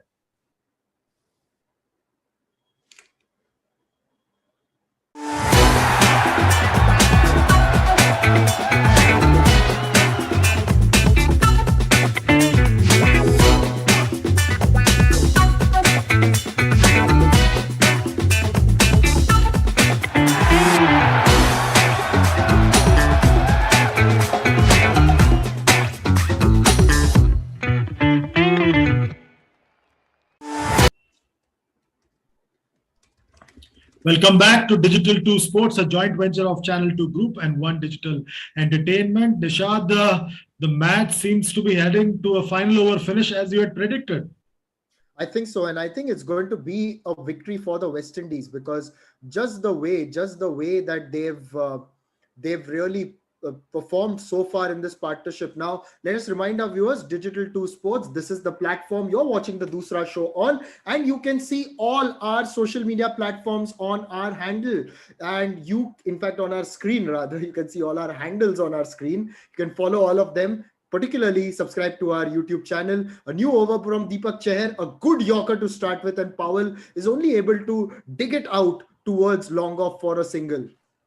Yeah, and this is where India's lack of bowling options comes back to haunt them. West Indies were able to call up as many as 8 bowling options, and India is pretty limited in that sense that the captain's really not too keen on going to Venkatesh Iyer, with the bowler in Bhuvneshwar Kumar struggling to get going, and the others also not being of the express variety. He doesn't have many options, and you can sense the disappointment and the frustration just by looking at Rohit Sharma's face. His face is very expressive. If you thought Virat Kohli was very expressive, Rohit Sharma is no less. Oh, he's definitely no less. And now you've got Puran, who's going to take strike to Deepak Chahar. The next ball of the over, Puran walks across, gets an inside edge, and it goes towards short fine leg. And a single is what the West Indies batters will get. Yeah, the score moves along to 136 for 251 needed of 22 deliveries. The heavy dew on the outfield is not helping matters. But what's also not helping matters is that both the batters at the crease have had 1 life each. You had Bhuvneshwar Kumar just dropping Powell in the previous over of his own bowling, and then you had someone like Ravi Bishnoi dropping a sitter of Nicholas Puran. But India needs to move on quickly. Deepak Chahar this time, short delivery, pull that one, and the ball is soaring over deep mid wicket, and that's a huge 6 by Robman Powell. Beat the ball, man, beat the ball. That's what Robman Powell is saying, and the crowd is frustrated and disappointed with this effort. Oh yes, and what a knock by Robman Powell here. You bowl short to him, and Chandresh, as I was telling Ritik earlier, when Powell was batting, that during the series against England, he had played this particular shot of the fast bowler where he got down on one knee and sort of carted it over mid wicket and long on. And I just felt, and they asked, the West Indies social media handle asked for a name for that shot. And I thought, if ever there was a definition for the Hindi word called lapeta, it was that. And I think he can really give it a fair lapeta here. Absolutely. And Robman Powell muscled that delivery out of the boundary, and is that kind of a more sophisticated way of saying lapeta. Absolutely. And the very next delivery plays a sort of a in between shot while he digs out the fuller length delivery from Deepak Chahar. You can call it a helicopter shot. Let's not give it that name, but it still went down the ground for a single. India will rue the missed opportunity that Robman Powell had. West Indies chasing 187 for a win or 143 for 2. They still need 44 runs of 20 deliveries. They've got plenty of batting left still in the tank. Plenty of firepower still in the tank. It is well within their reach, this chase. And I will not be surprised if they come back soaring in this series with a win here in the second match. Puran now moves and that's pulled that one nicely off his legs and he moves on to 50. What a 50. What a knock by the vice captain. He moves along to 55 of 34. Huge 6 once again, this time a gift on the leg side, and Puran is only too happy to accept that gift from Deepak Chahar. Oh yes, and this is where the death bowling is now coming back to haunt India. No Bumrah and you've got this. And remember, because if you've got two bowlers who are very similar, then this is also what happens. Chahar and Bhuvneshwar are very similar in terms of pace. Bhuvneshwar doesn't have that kind of movement anymore, at least so far. This game he was encouraging to start with. But yes, India have got to think about certain things. And I think in the next game with the series on the line, could be brave enough to try someone like an Avesh Khan just to bring more variety into the attack. Yeah, you're right. 149 for two. Nicholas Puran's moved on to 55. This time again moves to the offside and played that one. Sweeper is there in Venkatesh Iyer. Just a single, and the score moves along to 150 for two. West Indies now need 37 of the remaining 3 overs. They are moving along very nicely here. This partnership is already worth a lot for West Indies. They have put on 91 runs so far for the third wicket. Both the batters have had chances. Deepak Chahar has finished his 4 overs, given away 40 runs. Yuzvendra Chahal has finished his 4 overs. He's given away 31 runs and picked up a wicket. Harshal Patel's bowled 2 overs for 22. Ravi Bishnoi has given away 30 runs of his 4 overs. So it's now down to Bhuvneshwar Kumar and Harshal Patel to finish the bowling spell for India. And like I said, this is the marked difference between India and the other sides in the shorter formats, because they don't seem to have any option, or the captain, whether it's Virat Kohli earlier or Rohit Sharma now or the Rahul in between, don't seem to have the confidence in the 6 or 7 bowlers, because they are hardly used. And this is where India misses out big time, as Harshal Patel comes in to bowl the 18th over, and this time plays it down the ground as Puran, and the score moves along to 151 for 2. 36 runs needed of 17 deliveries. The towel's been used big time by the Indians, as Dew has set in a big way at the Eden Gardens in Kolkata. Yes, and now Powell is batting on 49. The 17 balls remaining, 36 to get. Powell on 49 has been a very good knock of only 27 balls. He got a life, of course, during the previous over, not the last one. But yes, it's been a fantastic performance by him. Just the clean hitting and the way he hits the ball, he hits it really, really hard. And we've got now this ball from Harshal Patel towards Ravman Powell. It's a full toss. He's tried to smack it over mid-wicket, but the fielder's there. It'll only be a single. And with that, Powell has got to his 50. Yeah, just of 28 deliveries, he showed us what he's capable of. We've all been talking about him all through the build-up to the series. Powell is getting a good hand from the crowd at the Eden Gardens, and Nicholas Puran congratulates his teammate. He's played a powerful innings, and he is one to watch out for in the format for West Indies. This is the new age of West Indies T20 cricket, and Ravman Powell is the face of it alongside Nicholas Puran. Yes, he's the face of it, and just the way he's been batting, it's been brilliant. This is so far, his average in T20 cricket is only around 22, but I think if now given a fair, consistent run, he could go on to perform a lot better for the West Indies. Absolutely, as Harshal Patel runs into ball, the third delivery of the over. This time, widest delivery, but played and missed it. No run taken, no damage done. A dot delivery. That's a big delivery for India at this stage. West Indies still need 35 of 15 deliveries. Puran's played a magical knock once again. He's been in good touch on this tour, and he's showing once again just why he's rated so highly. And he went for such a huge price at the IPL mega auction held last weekend. And right now, India is under a lot of pressure. The Indian captain, it'll be interesting to see. Yes, once again, Harshal Patel runs into ball. This time again, widest delivery, slaps that one down to the deep point region. Just a single. The score moves along to 153 for 2. West Indies now need 34 of 14. This is just the kind of over the captain Rohit Sharma needed from Harshal Patel at this stage. Yes, and as I said, Harshal Patel has got the knack of doing well in these overs because he uses those clever changes of pace. The batter, you've got to be really alert to those changes of pace and try to get runs off him, which is why he was really successful during the IPL. It's not a flash in the pan performance in the IPL because he was consistent time and again in various matches. Then this one too, just outside the off stump, pace of the ball, and Powell gives everything, but is only able to get a single towards mid-wicket.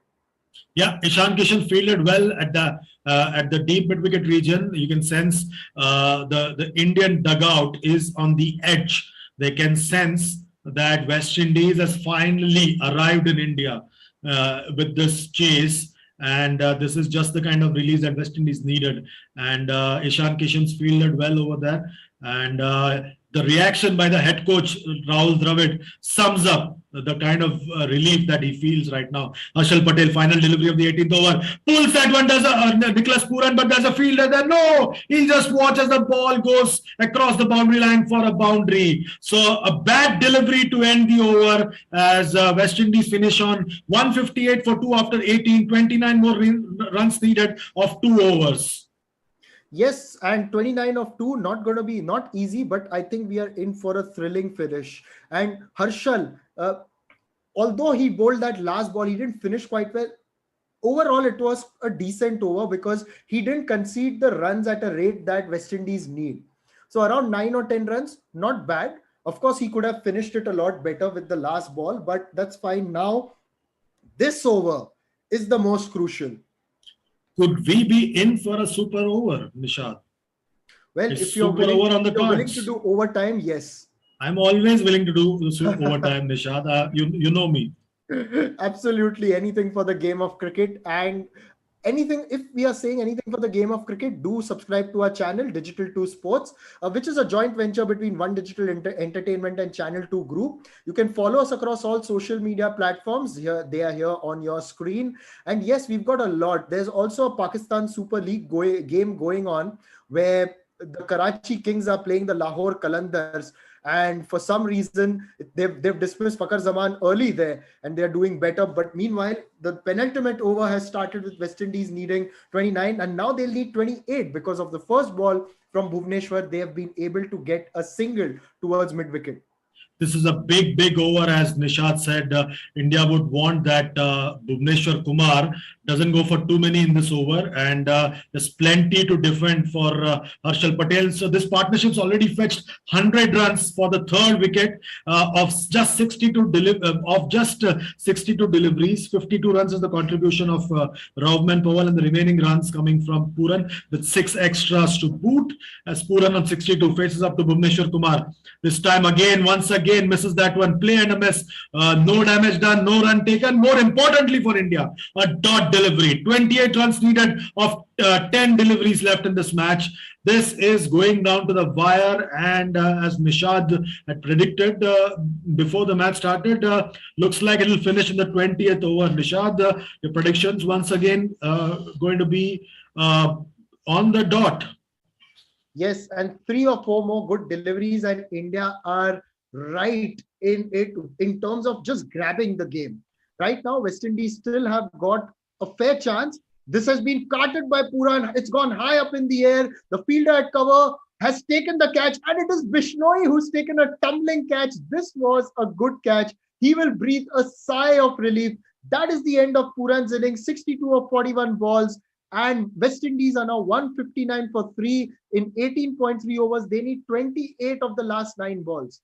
Yes, that was a change of pace from Bhuvneshwar Kumar, bringing all his experience into play, and Nicholas Puran feeling the pressure of the dot delivery of the previous ball, and a few quiet ones from Harshal Patel, failing under pressure, falling under pressure, but under pressure was Ravi Bishnoi because he had dropped a sitter, but this time he shows us that he likes to do the hard work, and he falls with the score on 159 for 3. West Indies have lost their third wicket, and I think the captain, Kieron Pollard, unlike the previous match, has walked into bat. So the match is well and truly on, as the captain has taken upon himself to come and take charge of this chase. Yes, and now is the time. You get 2 more good balls, and that's it. That's the game for India. 2 good deliveries, and that's the game, because 28 of 9, it's merely an outside chance. They should have capitalized a lot better on the previous over. 37 of 18 sounds a lot better. So in the last 9 balls, they've barely managed to get 8 runs. And that's all because of the kind of bowling that Harshal Patel delivered in the 18th over. Fantastic over from Harshal Patel, showing just why he was rated so highly in this format. And we need to be very clear, Nishad, for our listeners and viewers, that when we're talking about somebody, we're talking about this particular format, the T20 format, and Harshal Patel is not being chosen for the one-day format for a reason. And Ravman Powell now facing up to Bhuvneshwar Kumar. The fourth delivery of this over this time plays that one down the ground straight to long off. Once again Bishnoi. It seems like Bishnoi is the only fielder on the ground right now. The ball seems to be chasing him right now at the Eden Gardens. Yes, and now if things are to get interesting, they need 2 sixes. Because 27 of 8, they'll need 2 sixes to make it. Nishad, you are a wicked man. You are a man with a very strong heart. You are not thinking about people with weak hearts who are joining us, who are watching this with us right here on Digital 2 Sports all across the globe, which is a joint venture of Channel 2 Group and One Digital Entertainment. So please like, share and subscribe, because you will hear such wicked thoughts from my co-commentator Nishad Paivaidya. Yes, meanwhile, a bit of a chat between the captain and the bowler, and Rohit seems to be making the change in the field by getting the long off back into the circle, and they are pushing the third man outside. As you know, Kieron Pollard is now going to face Bhuvneshwar Kumar, and these two know each other very well. Rohit Sharma knows him very well. I think he's probably the one player in the West Indies lineup that every Indian player knows very well because of the IPL. This time, short delivery, pulls that one, Kieron Pollard, and the very first delivery, and there's a fielder there behind square, Venkatesh Iyer, just a single. So 26 runs needed of 7. Brilliant over here by Bhuvneshwar Kumar. He's really kept things under check here and ensured that barring a major mishap of the last delivery, Harshal Patel will have some kind of a buffer or a cushion to defend in the final over. Yes, I think so. And if it's only if the Ravman Powell can get a 6 here, the last ball of the over, and he's managed to smash it towards mid-wicket straight to the fielder. So 25 will be needed of the last over. Brilliant over number 19 by Bhuvneshwar Kumar. Has done the job for India at this phase. Lot of criticism about him, but I think this is a game he will remember, because to begin with, he got some good movement, and now to end, he's done very well with this over. I think Harshal Patel, give or take what happens in the final over, I think Harshal Patel and Bhuvneshwar Kumar have done fantastic job for their captain here. They were under a bit of pressure. It seemed like Ravman Powell and Nicholas Pooran were taking the match away from India. But the way the two have bowled the 18th and 19th over, it's nicely set up the 20th over of the innings.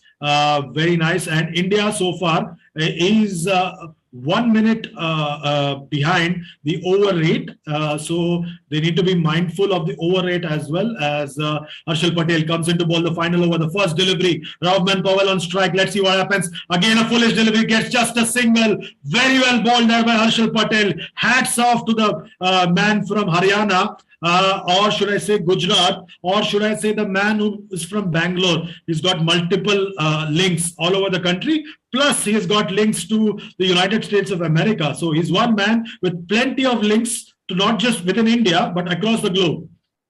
Absolutely. And also, don't forget, he's also played for the Delhi Capitals.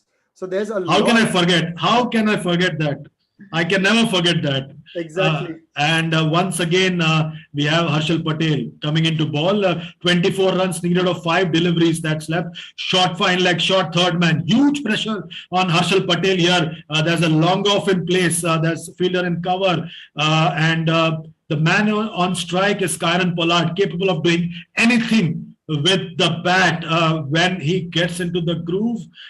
Man who can muscle the ball all over the stadium, much like Ravman Powell. The two best guys for West Indies are currently on the crease right now. And I don't think they could have asked for anyone else. Probably one more guy who's spending most of his time on social media, that's Andre Russell, but he's not here. So let's not talk about him. But Kieron Pollard is ready to face Harshal Patel. The second delivery of the final over, Harshal Patel. And this one, in the slot, widest delivery, but only can play it down the ground. Surya's at the long off region, just a single. Again, a fantastic final over so far by Harshal Patel.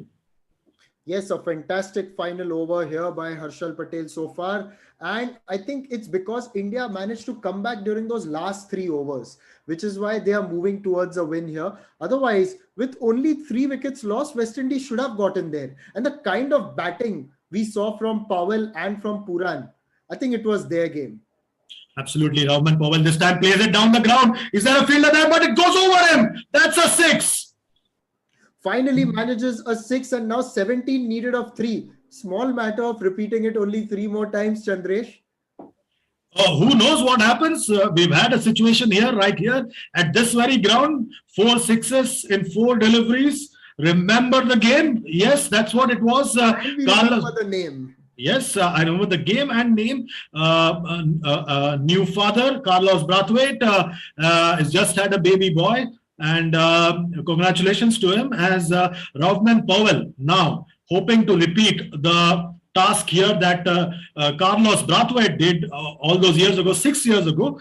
How time flies as this time Harshal Patel comes into ball, the next delivery, and facing him, Ravman Powell. He muscled the previous one. That's his favorite shot, Nishad. He seems to play that shot quite well.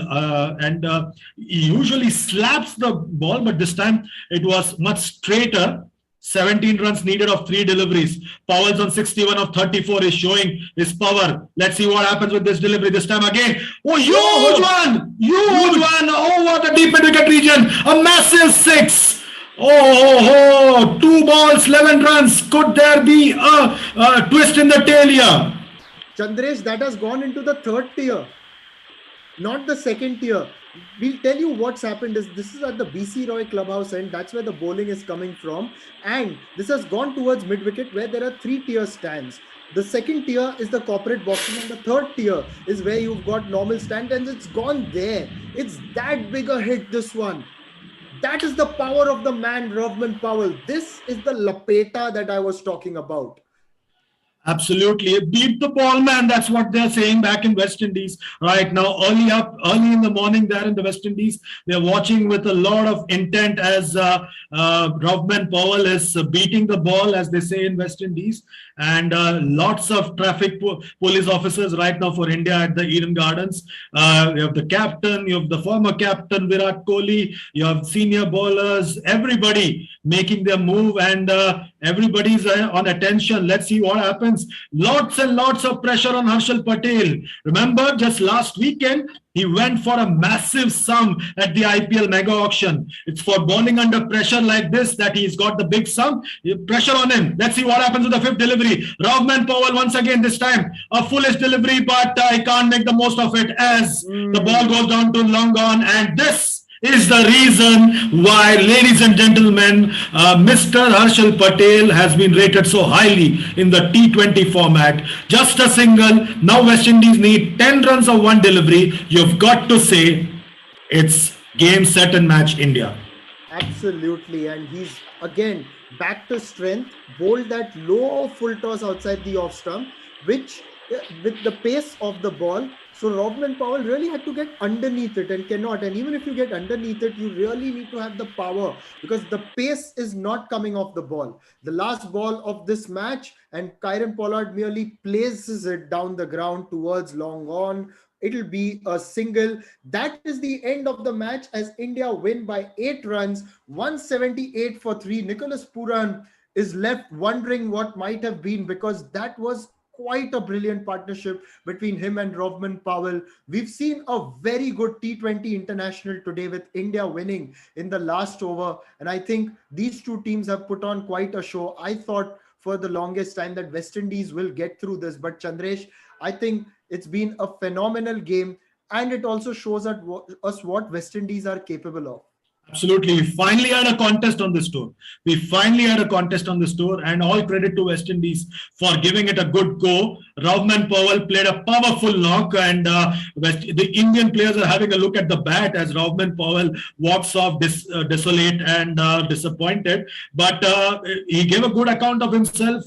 Let's take a quick look at the scorecards, shall we, Nishad? As we see the openers gave a sedate start. Kyle Mayers was the first to go for 9, and then we had the fall of Brandon King, and then a massive partnership between Nicholas Pooran and Ravman Powell that was worth 100 runs, exactly 100, when Nicholas Pooran, who had survived a drop chance earlier, well for 62 of 41 with 5 fours and 3 sixes, and then Ravman Powell and Captain Kieron Pollard made it very interesting. Powell hit 2 successive sixes of the final over. but in the end, it was a target a bit too far for West Indies.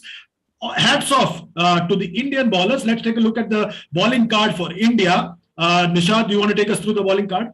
Yes, Bhuvneshwar Kumar started well, seemed to get that movement back, and 29 runs of 4 overs and 1 wicket. I think the penultimate over of the game that he bowled, that helped effectively seal the deal for India. So kudos to Bhuvneshwar Kumar. India would hope that he gets to his A game really, really soon.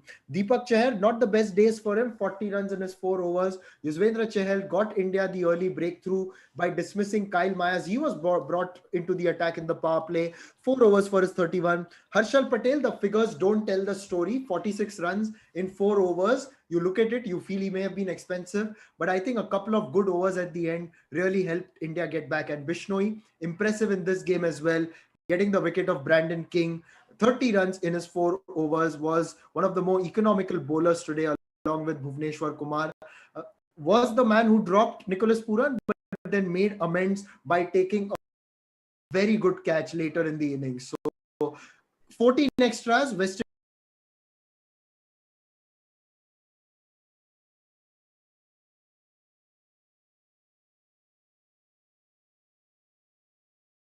of our viewers from across the globe. And any message you'd like to say? Because we Does that join us again on Sunday when we have the third and final T20 International? Again, the match starts at 7 p.m. India time. And if this match is anything to go by, Sunday is going to be a cracker of a contest. Do not forget to join us as Nishad and I take your leave for now. Not for too long. We'll be back again on Sunday at 7 p.m. with you with live commentary from the third and final T20 International. Thank you, everyone. Goodbye.